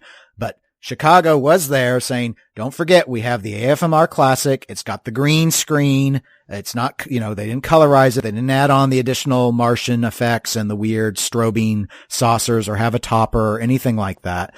And I think the feedback gain there was also very positive because when you could look at that as the low end version, so to speak, it was cheaper than Medieval Madness was. So I think that also helped them with their buzz is they're like, hey, look, this one, I think it was $500 less than what Medieval Madness launched at. So, which, I mean, it makes, when you look at the mechs and the BOM, it makes sense. But the idea of, hey, look, they actually listed something less for once. I think that got them a lot of goodwill as well. Even though everyone I spoke to, that was the least popular model. Which one? The Classic? The Classic. They wanted that. They want that color. They're like, well, it's like every game should have a color DMD in it. So what's better than a color DMD? Something that actually ups the resolution. That means you had to give up the Classic and go to at least the middle model. And oh, look, it's bigger. I can see it. It's so, look at those colors pop. Don't forget the popping. Looks nice. It pops. Does look nice. Come on. But on the Classic, you cannot get the upgraded color package for the DMD. They might offer a piecemeal thing where you could pay more to get it upgraded. I would do that if I were them. I can't remember if they only made color ones in the larger size or not, though. That's why I have to hesitate on that. Yeah, because I mean, on Medieval on the remake, like you could upgrade, like you had to pay money. I can't remember how much it was, but you could upgrade to the full color DMD. And I mean, the dots are great. I mean, they're great. They're higher definition than standard dots, and they actually redrew everything. So it looks really great. I go back to the fact that I just think that, especially some of the titles that I'm expecting them to make, I'd rather them just create real, honest reproductions of the original at an affordable price. That's what I would want. So let me ask you this then. We're in agreement that Monster Bash should be the one that they're announcing here in a few weeks.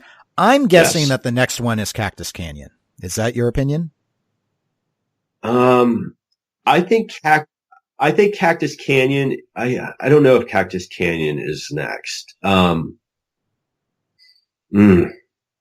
Cactus Canyon it might be next. I would be surprised. I'm surprised Cactus Canyon hasn't come out just because it's less complex than Monster Bash. Like Monster Bash, I expect that one to be expensive because there's a lot of toys on that game. Right.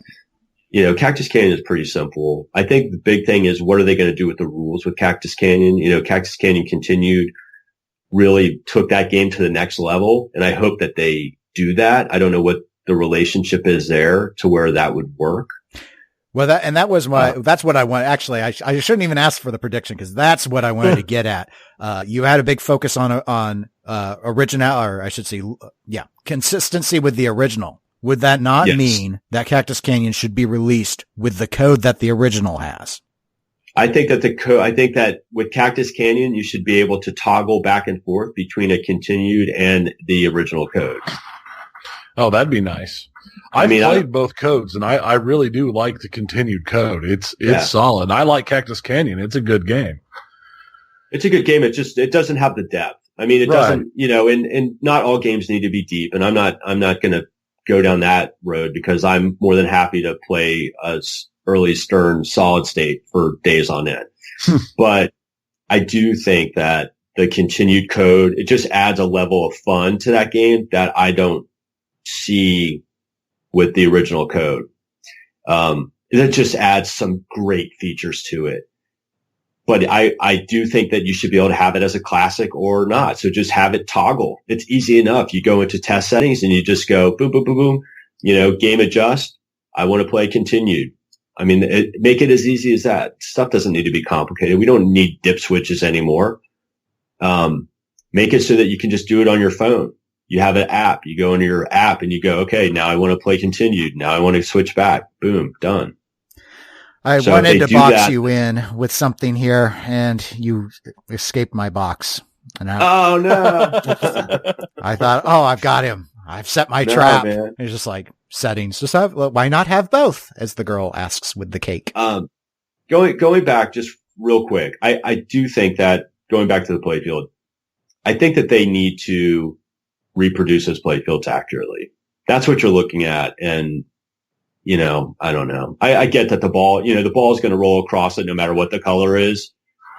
But AFM is one of those art packages that the playfield is very simple. And if it's not correctly done, you do notice it. Like if those neons are not correct, you know it. It's like it has a real look to it. Like Mirko's playfields, the woman down at the middle, like she doesn't have the correct art. Like her legs don't have there's like, I think 2 different colors in the legs. On the Mirko one, it's just plain. It's just one color. Now that doesn't bother me, but it's there.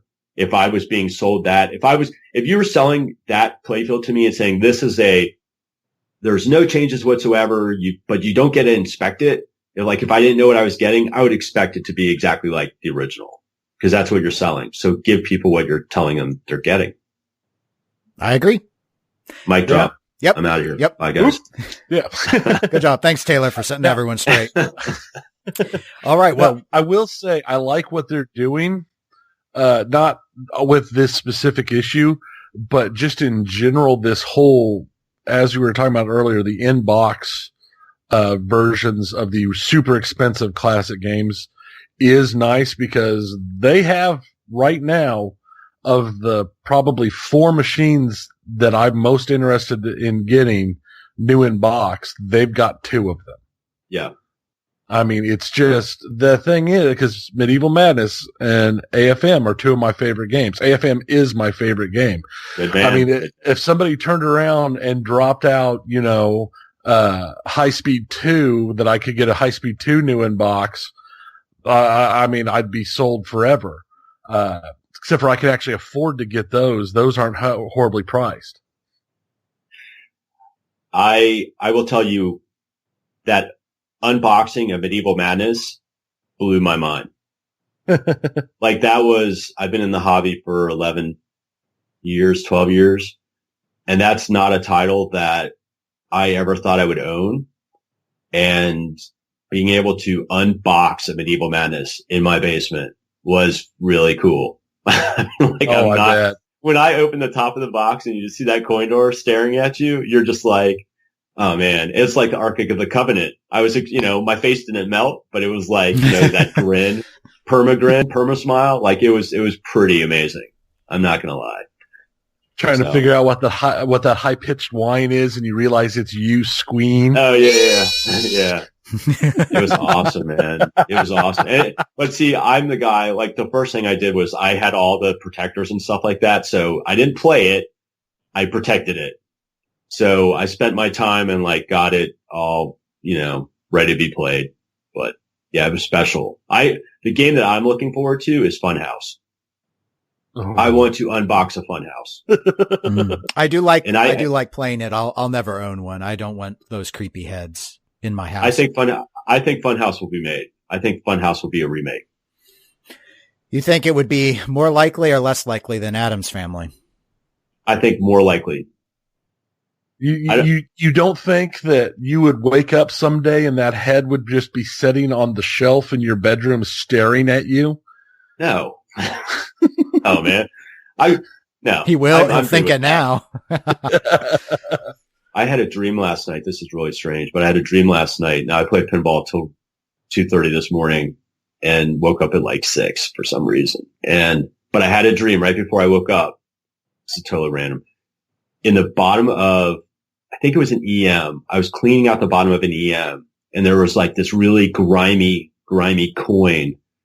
And I took it out and it was huge. It was it was 4 inches or something like that for a coin. It was huge. It was really grimy and I cleaned it off and it was this makes no sense. It was a silver Baltimore dollar.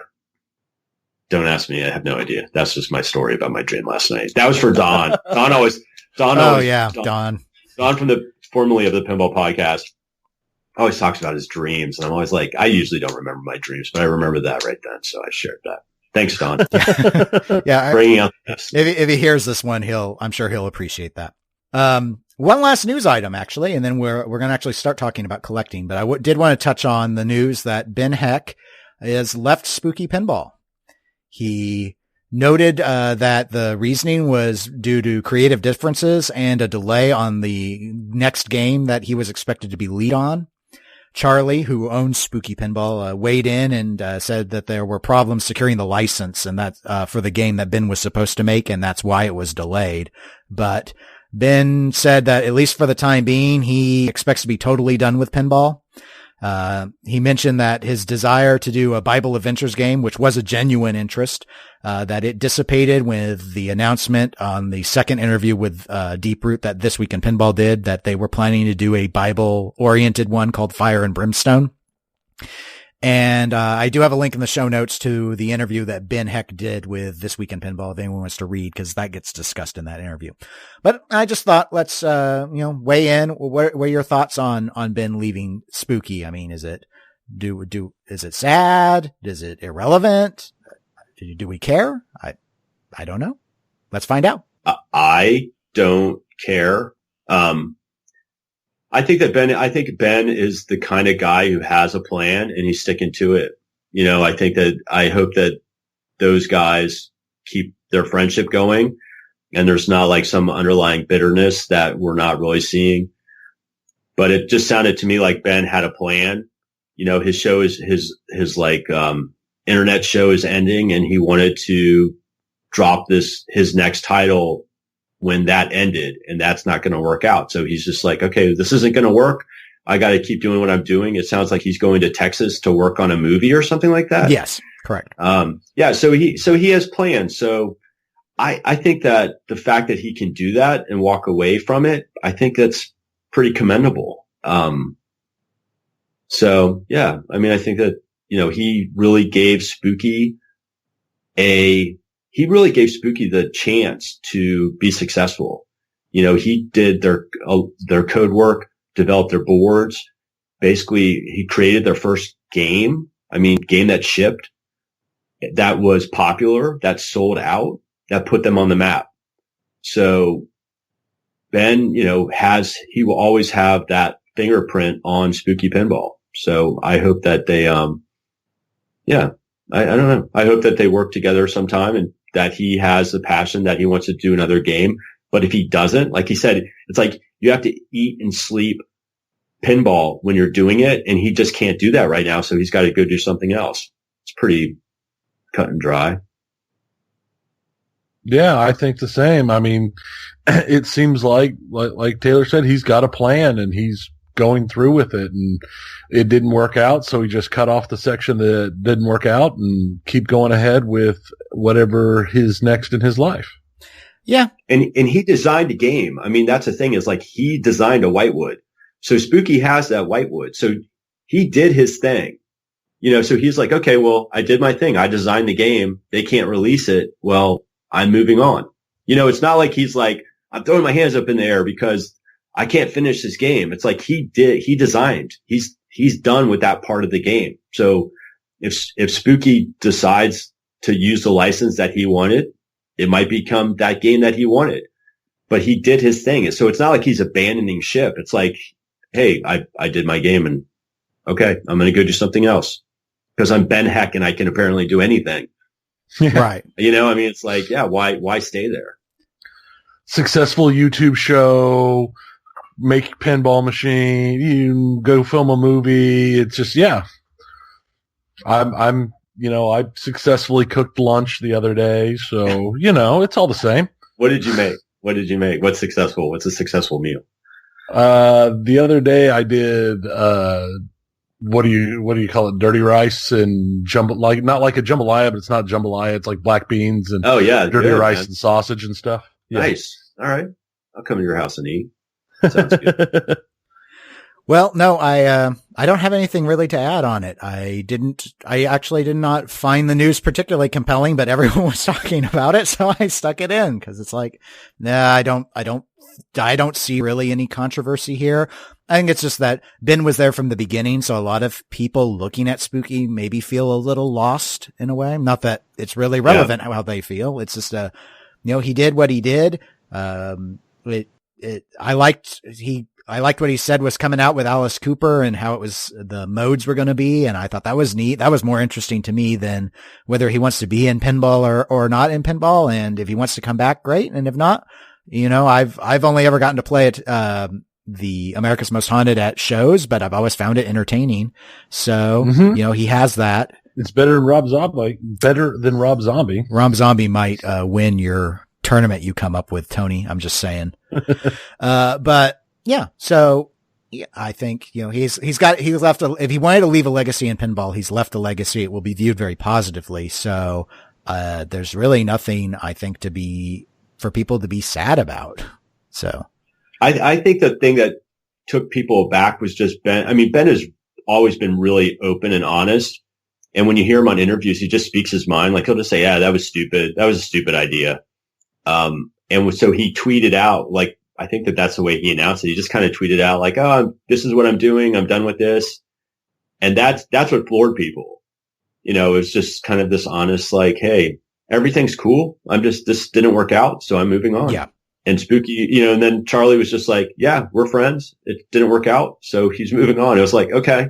It was almost like there wasn't enough drama. So people were just like, they wanted to stoke the fire, and Charlie and Ben wouldn't let it happen. I think that's why, I did hear your latest episode on This Flippin Podcast, and your co-host Tommy brought up there's a thread on Pinside that was talking about that had a poll and talking about the Ben Bible Adventures and what he wanted to do with it. What I noted though that Tommy didn't mention was, according to those poll results, that theme is a terrible idea. It's not gonna, I don't know. Yeah, that's a weird one. I mean, I get it. I mean, I get what he's saying, but yeah, I see why he thinks it would work really well from a rules perspective. That doesn't make it a good theme though, in my view. There's certain things, we don't talk politics and we don't talk religion on this show. And there's a reason for both. And it's the same reason. All you will do is upset people. So you stay away from that stuff. But let's go into something that we won't stay away with, because you are the master expert collector, Taylor. And you may have thought you weren't, but as you were going into nuances of Medieval Madness and Attack from Mars and explaining the squee joy of opening a Medieval Madness up new in box, I think any chance of sort of dissipating that notion that you are the expert master collector went out the window. So let's talk about collecting. And here's one I think would really orient very well, especially since we have Tony on, who he talks pinball with me every other week. Tony doesn't have any pinball machines. Oh, Tony, what's wrong with you, man? I know. I darn putting food on the table and putting new running shoes on the daughter oh gosh, she's growing so fast. We get shoes so often, it's not even funny. And how old's your daughter? 10 and 6. So, I have a 7 and 11-year-old. Yeah, man, I'm right there with you. That's awesome. Good times, man. So, but your 2 daughters? I'm sorry. This is what Tommy and I do. We just started talking about other stuff. Yeah, no, it's 2 daughters. Yeah, that's awesome. So, yeah, it is. I'm pretty happy. So, pivoting from the shoes, I'm gonna rein you guys in. Pivoting from no, it's fine. But now we're gonna refocus because shoes are boring. We're not the shoe podcast. Okay, sorry. So, but tying into that, get that tying in. There you go. Whatever. Yeah, beautiful. Yeah, you wouldn't have given me a compliment if I hadn't fished so hard for it. Well, you're right.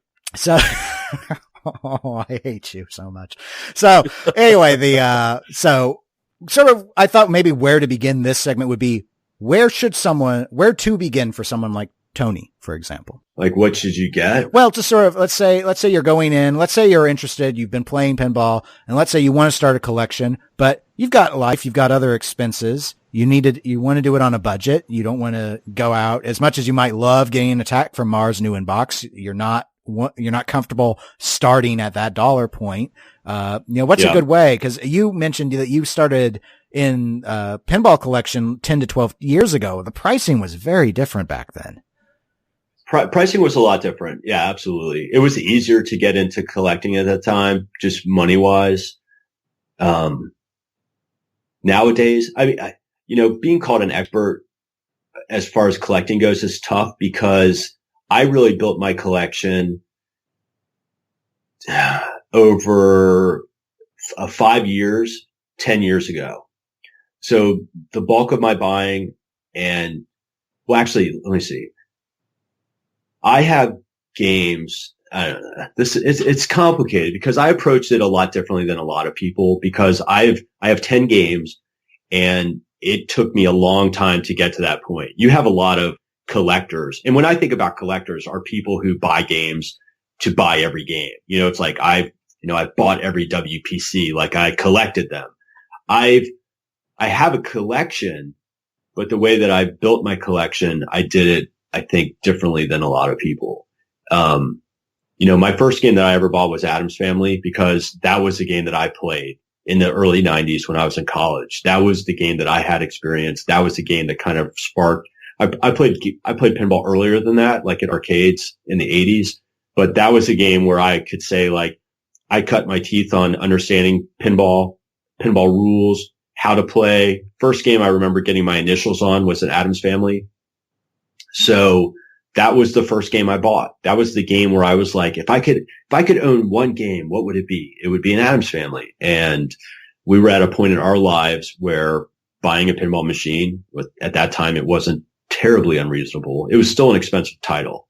So when I bought my Addams Family, I think I paid $3,000 for it, which at the time was high, but I had no resources. Like at that time there was, RGP, but I didn't even know about it. So I had no idea. It was just kind of, I was out in the world and I had no idea that there was a bubble of pinball whatsoever. No idea. Addams Family was my first game and I bought it because I loved it. I think that that's important. I think that if you could own one game, buy the game that you love.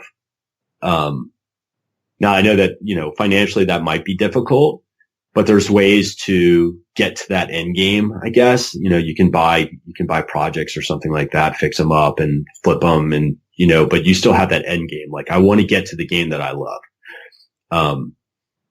I think that's probably a way that a lot of people get into it. And then that's where it just grows kind of out of control, because you buy a game to flip and then you flip and then you get another game and you're like, oh, I kind of like this game. So I'll hold on to this one and I'll get another game to work on and flip or whatever. But, collecting wise, I think it's important to, if you're buying your first game, you want to get one that works. I think it's worth going to a collector and buying a game that works is the most important thing. My Addams Family, I had it for 2 days and it went down. I had issues with my flippers. I was missing parts on the game. Like it was a container game that this guy sold. He was a basement dealer. So, he at that time, like they would ship games over in containers filled with games. They would show up and you would get, 3 Creatures from the Black Lagoon, 4 World Cup Soccers. Like, so you would just get this massive games. Parts were missing. They didn't work. They were rusted. They were in bad shape. And that's where I got my Addams Family. So it was, like I said, it was missing parts. It didn't work well. That was a bit of a bummer. Now, I have a background, kind of a hands-on background. And so I just dove in. I was doing a teardown of my Addams Family within a month of owning it because I had to do that to get the game working. I would not suggest that for most people.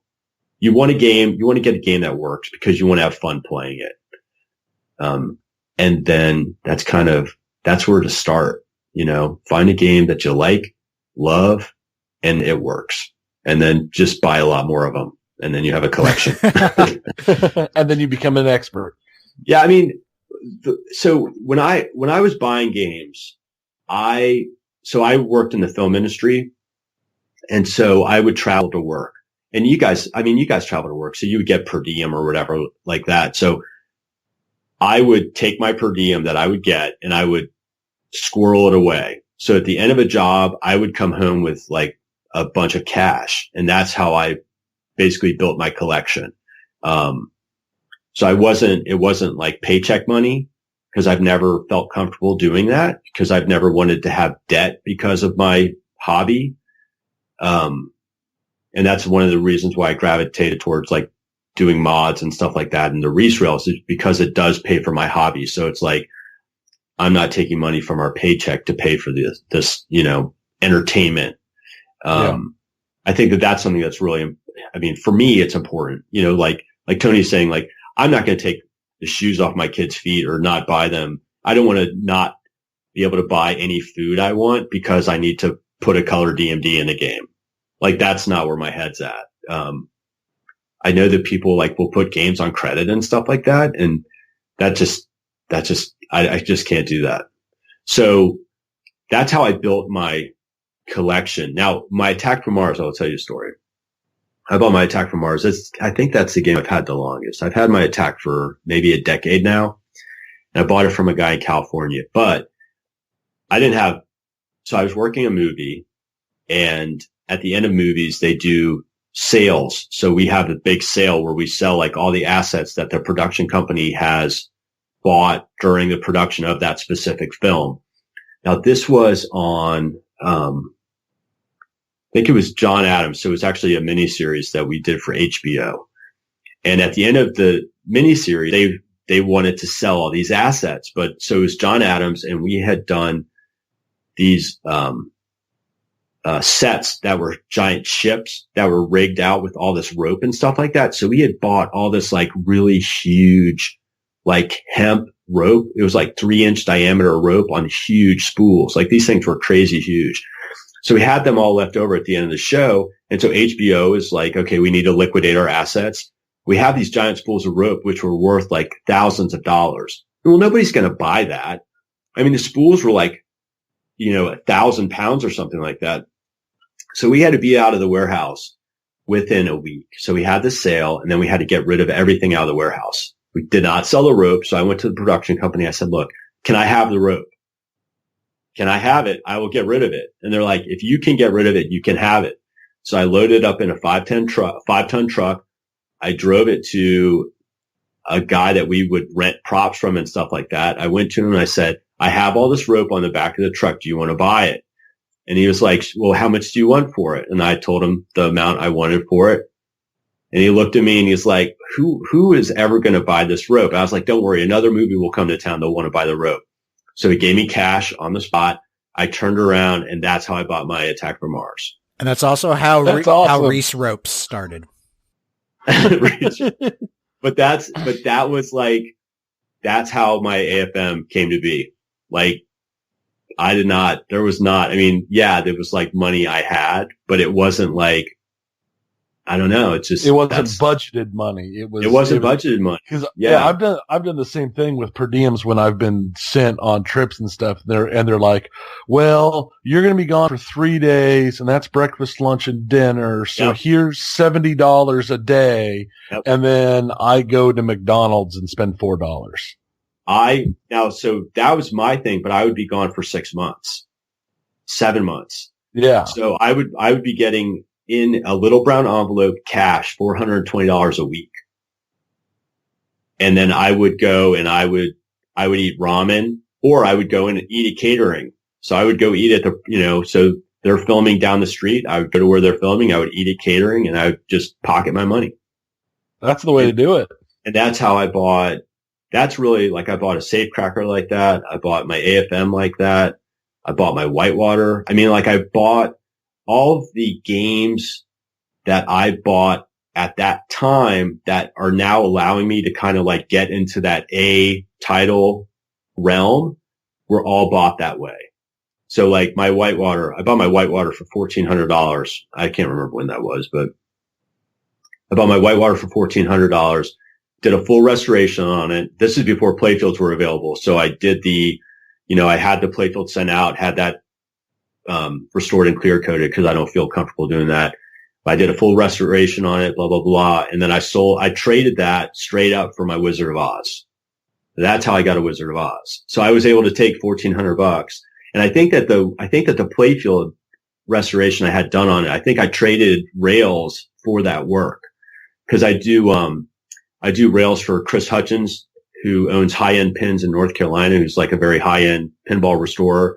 And so I'll trade work with Chris. So, he might restore a playfield for me, and then I'll give him a bunch of sets of rails and stuff like that. So it's like, you look at my collection and it's like, it's like there's a lot of value there now, but the amount of money that had to go into it to where it is now is, it's like a quarter of or less of what you see now. I also have like a Meteor and a Stars that I paid $400 a piece for, and those are two of my favorite games.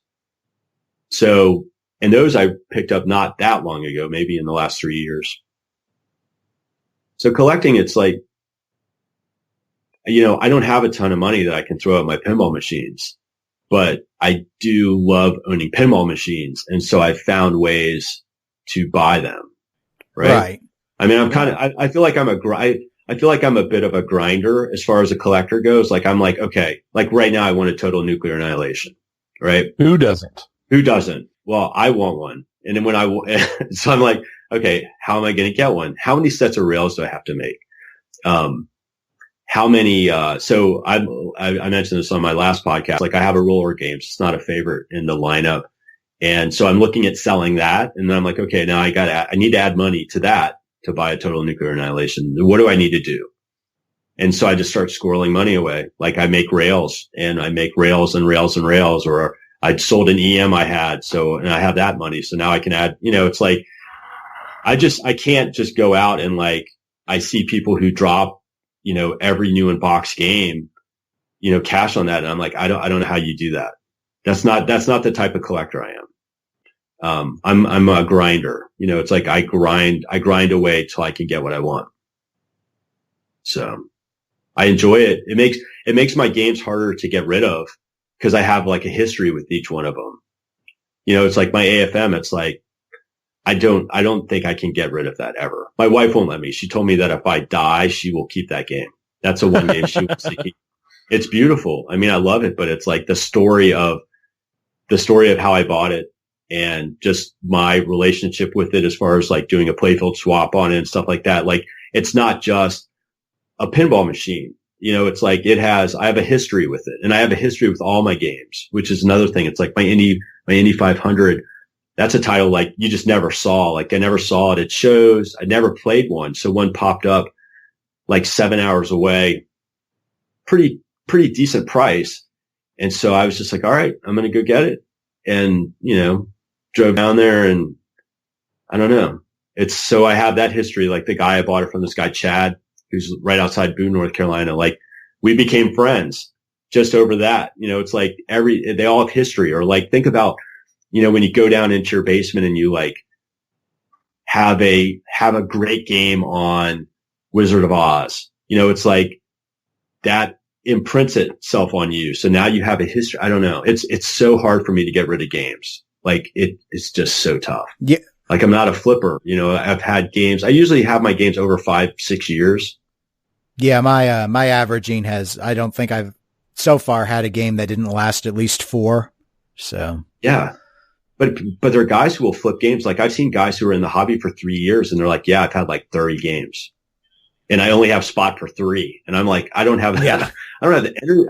I think about that. I'm like, I don't have the energy to be moving games like that. I have a walkout basement. Like, I've designed my like backyard so I can get games into my game room easily, but I don't want to pack up a game. It's like, what a pain in the ass. Oh, that's fine. No, that's fine. If those that don't know, Taylor's trying to comply with we're one of the few podcasts that covers pinball and is also clean lyrics. We do it for the children, for the kids. So yeah, you don't want to hear Tony and I when we're off air though. Holy yeah, no, cow. I'm a blue collar worker and I have a blue collar vocabulary. So yeah. Now, Dennis, what titles do you have? I have 6 games. So I have a Superman, Firepower, nice, Silver Slugger, Jurassic Park. Now, Silver Slugger or pinball machine? Yes, it's a Gottlieb street level game. Okay, I got you. It's the only one of the street levels that Papa doesn't own in their facility. Actually, have they tried to buy it from you? No.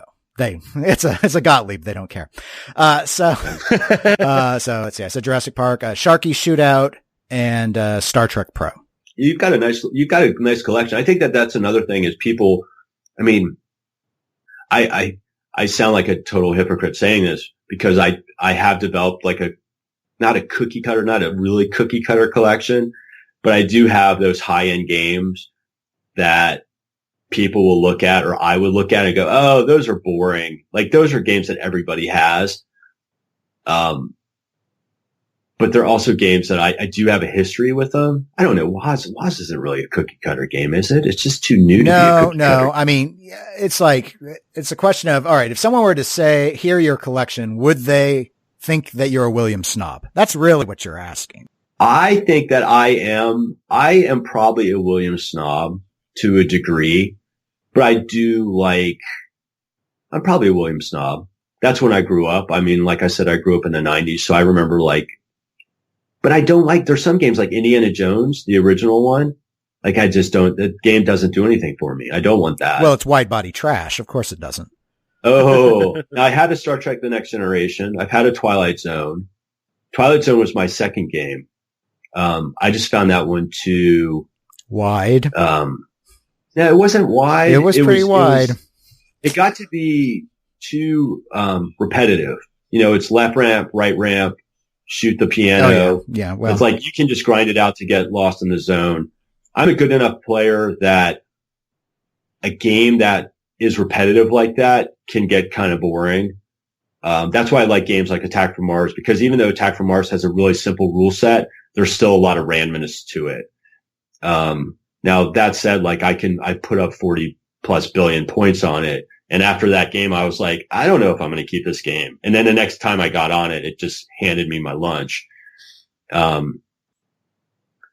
I don't know, but like I have a friend who has like a really eclectic collection, and I love going to his house because he always has like real oddball stuff.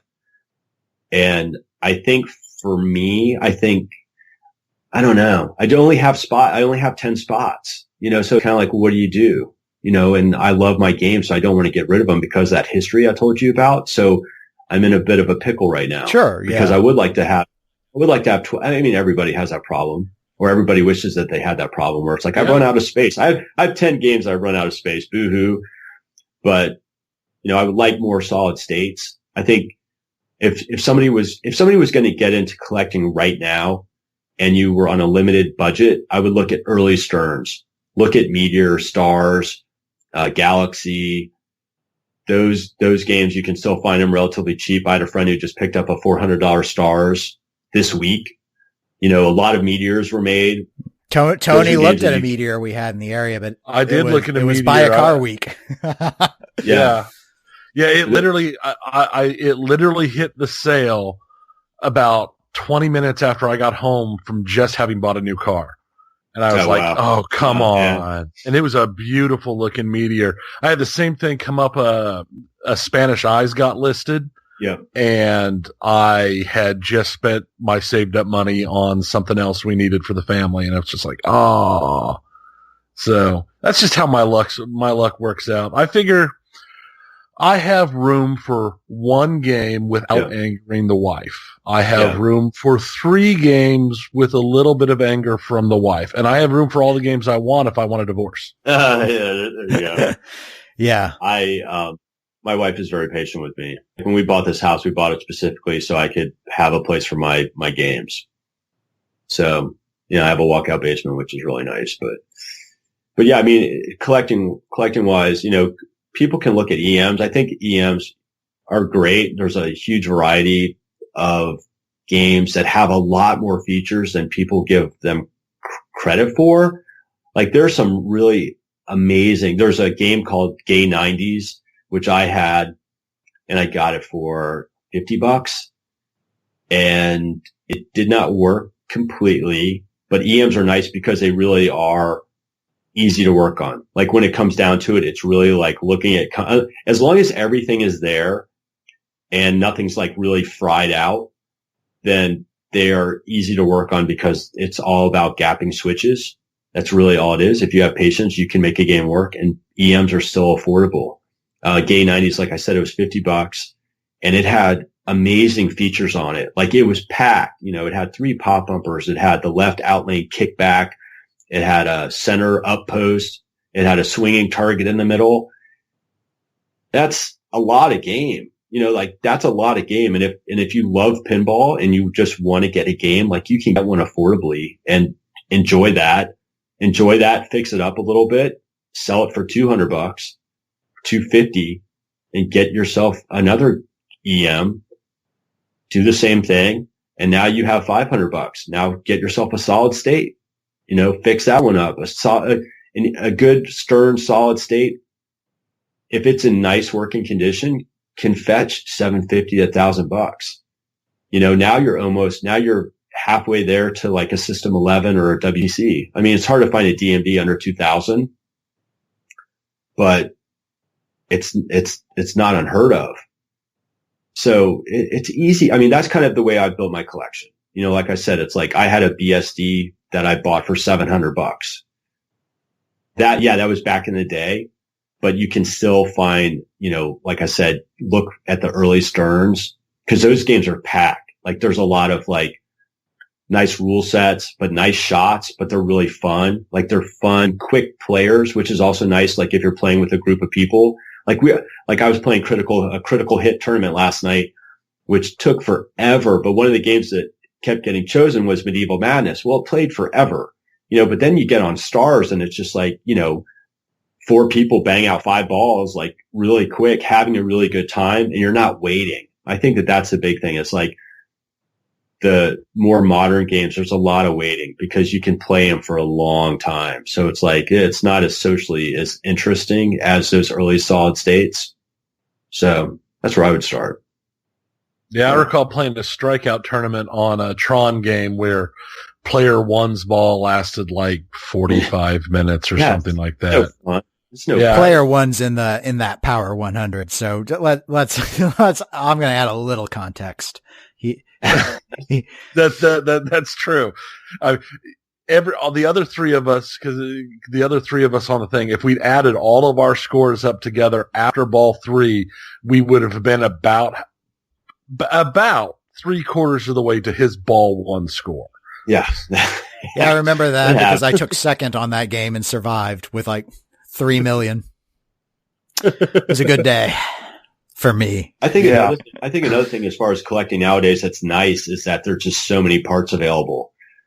I know that that Adams Family, like I needed a new plastic set. And at that time, IPB, by Illinois Pinball, had remade them so you could get reproductions. But now it's like there's so much stuff available. It's like such a good time to be buying project games. Like you can find plastic sets, play fields, like you have numerous pinball manufacturers. So pricing on stuff is still like pretty cheap. You know, if you want to go in and do like a pop bumper rebuild, it's not insane. So that's something that's really nice right now. Like now is the time that there's not as many projects because so many have been swooped up, and Craigslist is a feeding frenzy, and there's like so many piranha flipping pinballers. But, you know, now is a good time to find like a good fixer upper, you know, especially if you're trying to build a collection. If you're on a limited budget and you want to build a collection, find a fixer upper that has parts available and do like a really nice shop out job on it, and you can sell that. People love that because a lot of people don't want to get hands on anymore. They want games where it's like turnkey. So be that guy who will put the work in. You know, sweat equity will go far in building a collection. Yeah, that's been my general, what I've been tending to look for is a fixer upper, because I figure that's going to be my first step in. And like I said earlier, I mean, I've got a couple older pens that are like my Grail pens that are fine, and I can get them for a decent price and work on them like Campus Queen. But it's one of those things where I think that's how I'm more likely going to enter the hobby, because unless something amazing happens, I'm not going to just go out and buy me an AFMR or an AFM. I'm going to start with 1 or 2 small games and probably need work and build my way into getting the collection I want. Yeah, it's a way to do it, man. It's a good way to do it. You know, that's a good sound. It's a good sound way to do it. But, you know, people are going to be throwing out those AFMRs now with that playfield defect. Yeah, you could probably get. Yeah, they're just going to throw them away. You get one of them, just find one on the curb. Quote unquote nude ones for, oh gosh, maybe $20. Who knows? Just get an orange Sharpie and you'll never know. Right. Never. I want to talk a little bit about pinball conventional wisdom. I just thought this would be sort of a fun topic. And I think what segues it well was that very brief discussion on the notion of William snobbery.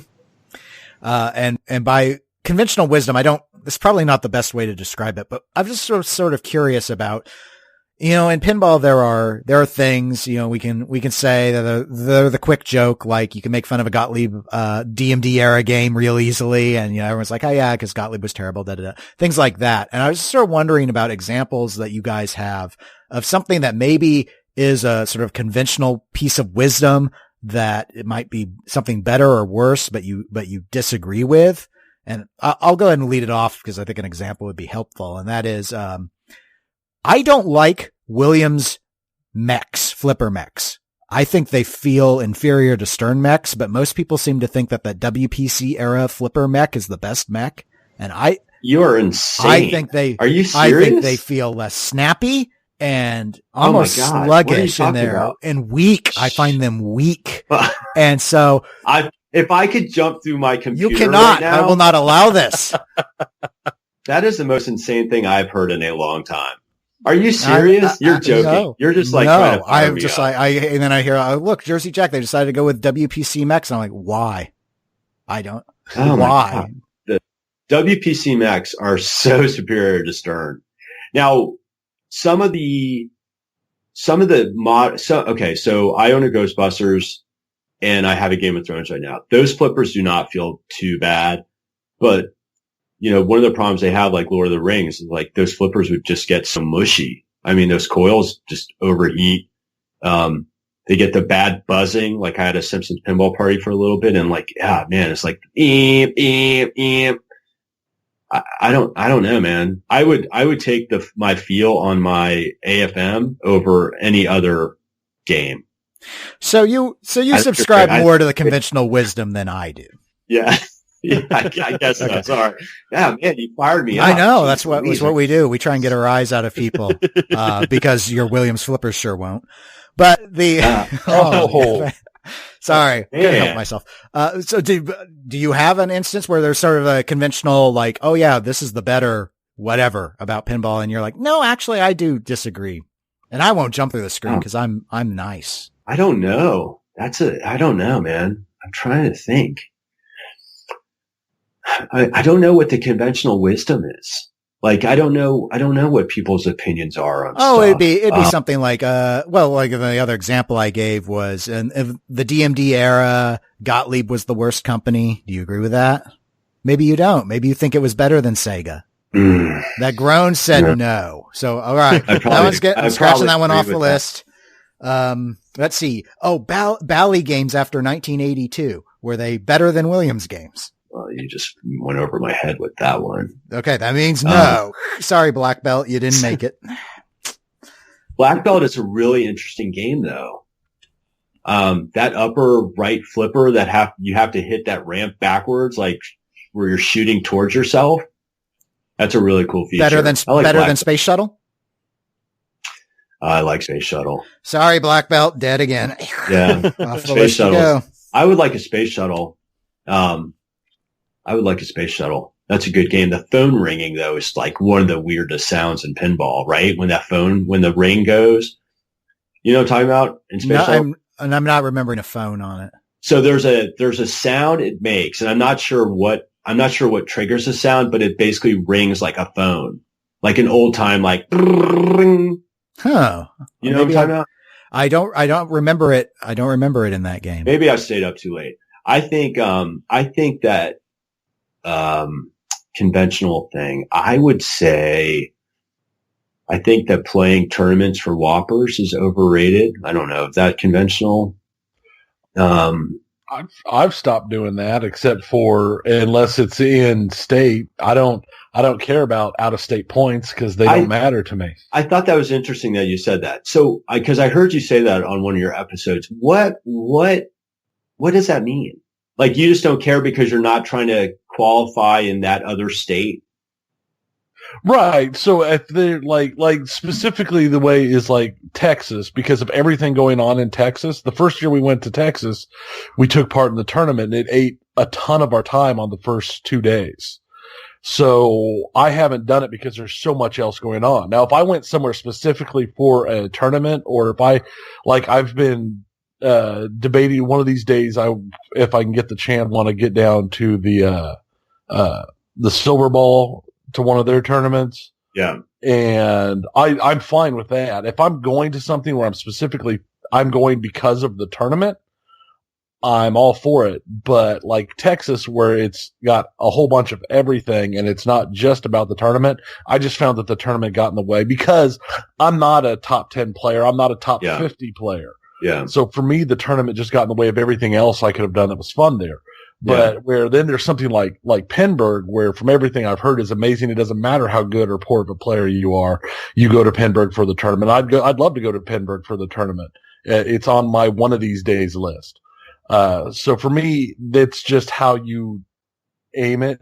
I mean, if I'm going specifically for the tournament, cool. If I'm going to be there and there happens to be a tournament, I probably won't do it unless it's like a fast 1-day tournament.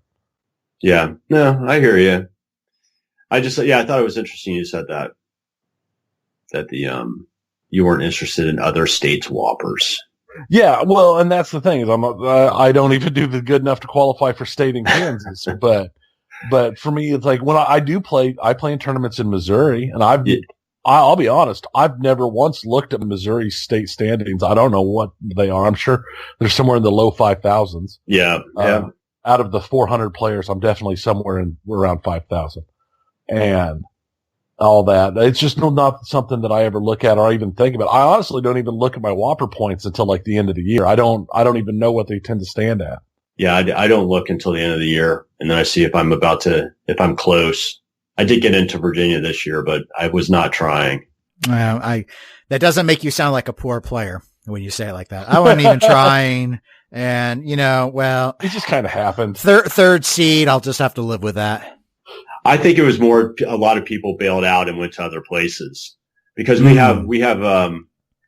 an area, Virginia, DC, and Maryland. There's a lot of good players, but so people will go to DC or Maryland. So I think I was like 30 or something down the line. So I was able to get in that way. Yeah. Last year I got into state, at the 15th seed, and it was only because we had a lot of people qualify from Missouri who wanted to play in Missouri. Cause placement wise was several spots below that. But this year, all of the top 16 in Kansas, went to their state tournament. So that kept me out. Nice. Oh, well. So you guys have a big scene? I guess Kansas does, right? You guys have a pretty solid thing going. Yeah, we got a pretty solid, at least in the Kansas City area. There's, a fair number of people in Wichita, but they don't really run very many tournaments. It's mainly Kansas City that's got a really solid core. You're right. Wichita is the largest city in Kansas, but it's in the south central part of the state, whereas Kansas City is a metro area that's in the northeast part of the state. So it's about a 2.5 hour drive. So there's not a lot of overlap on the player base. And so even though in theory you'd think, oh, Wichita could have a pretty vibrant scene. From what I understand, there are a lot of private collectors in Wichita, very little location play. Whereas in Kansas City, we have probably a half dozen locations that offer sizable location play, and 2 to 3 of those locations run tournaments. Nice. There's a lot of pinball out there, man. It's a good time. Mm-hmm. Yeah, I was hoping one of them would break down and get a total nuclear annihilation, so I could finally play a production version. No, they're getting out there, man. They're getting out there. None of our people have ordered one. It's been asked about. But none of them are going to go in on it. It sounds like, unless one changes their mind. So we'll just have to make do. Maybe I'll get a chance to see it again at Texas, I suppose. You could sell a couple things and buy one. Yeah, I mean, I could, but that's a lot. That's a lot. I'd have to sell probably more than 2 things to get enough. Probably. Because my stuff is, I can't say that I always sometimes think of myself as owning oddball games, but that's only half the collection. The other half is Jurassic Park and Firepower and Star Trek. There are tons of those. So it's sort of a 50-50 thing. Though I only have room for 6 games. 7 if I were to get rid of, the virtual pin from the room, but that's I keep telling you need to knock out that wall and build another wall and just extend that room into the garage. It's not like you park a car in there anyway. Well, Superman will go next. Because it's a wide body, so I never should have owned it anyway, but what can you do? They didn't want it. It was free. So I took it as a unworking thing, and it's working, but it makes you shoot around. And Steve Ritchie is my favorite designer, but that was in his early years. Well, we went through my entire outline. Taylor, if there was anything else on pinball you wanted to talk about, or if you had, I don't know if you're a big video gamer or not, we can always do it. I don't do a lot of video game. I'm good, man. I've got to say, yeah, it's good to talk to you guys, but I don't know what else to say. I'm like, man, we've like covered so much. I think that I do video games every once in a while, but I own an Xbox, and so I play a couple games on there, but I'm more of a sports guy when it comes to that, like the FIFA stuff. And then I built my wife a Miss Pac-Man cocktail for Christmas, but I do pinball. I'm almost all pinball. I need to diversify maybe, but I might give my kids a Switch if they're nice. If they're good. My oldest daughter loves her Switch so much. That's all I hear. Yeah, everybody loves them. We're trying to make it an incentive thing for my youngest daughter. She's a great student, but we're trying to work on a little behavior stuff. So we're like dangling a Switch out in front of her, see if that works. That's a hard life, right? Yeah. Oh, I know exactly what you're talking about. We have to do the same thing, especially, and it's also with our youngest. Our youngest is the wild child. So. Yep. It's pretty typical. Love them though. Mm-hmm. Well, yeah, guys, thanks for having me on. Well, thank you for coming on. Unfortunately, Jeff Teolis is going to be sad because we're an hour, 40 minutes short of what he wanted, but. This is what you do. You double it up. I'm telling you. So look, on our last, because there are people. Your mini episode. Yeah, that was fun. My mini episode. So people have been chatting. I think somebody started a Facebook or a Pinside post about how podcasts were too long. So. Oh yeah, I remember that thread. Tommy and I, we always go super long on our podcast. And so the last one we did 2 hours and 40 minutes, and I titled it The Minisode. And so it was funny though on our Facebook page, because there was just all this like, who's saying your podcast is too short? That's ridiculous. We want more podcasts, longer podcasts. And of course I'm like, you obviously haven't listened to it because it's 2 hours and 40 minutes of us rambling.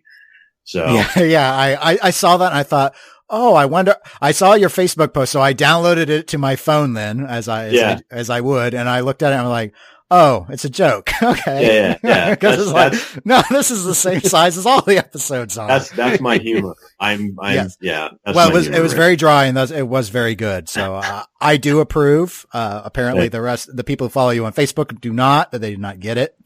Did not get it. Well, thanks again, Taylor, for coming on. Thanks for having me. Guys, if you want to listen to Tommy and Taylor's podcast, it's the This Flippin Podcast, and there's a link in the show notes. So if you've downloaded this episode, you can just click on it. It'll take you to their home for their podcast, and you can listen to the latest mini-sode or go back further into the archive if you so desire. If you want to reach out to us, Facebook is probably the best place. Eclectic Gamers Podcast is... Well, I've totally botched how I was supposed to say that. I should have said facebook.com/Eclectic Gamers Podcast for that page. You can also email the show, eclecticgamerspodcast@gmail.com. We have Twitter that's like never checked, and Instagram, which I actually work with anymore. It's eclectic_gamers. And we should be back in 2 weeks with a lot more on the video game side, actually, because we have some things in the works. So until then, see y'all. Bye-bye. Bye.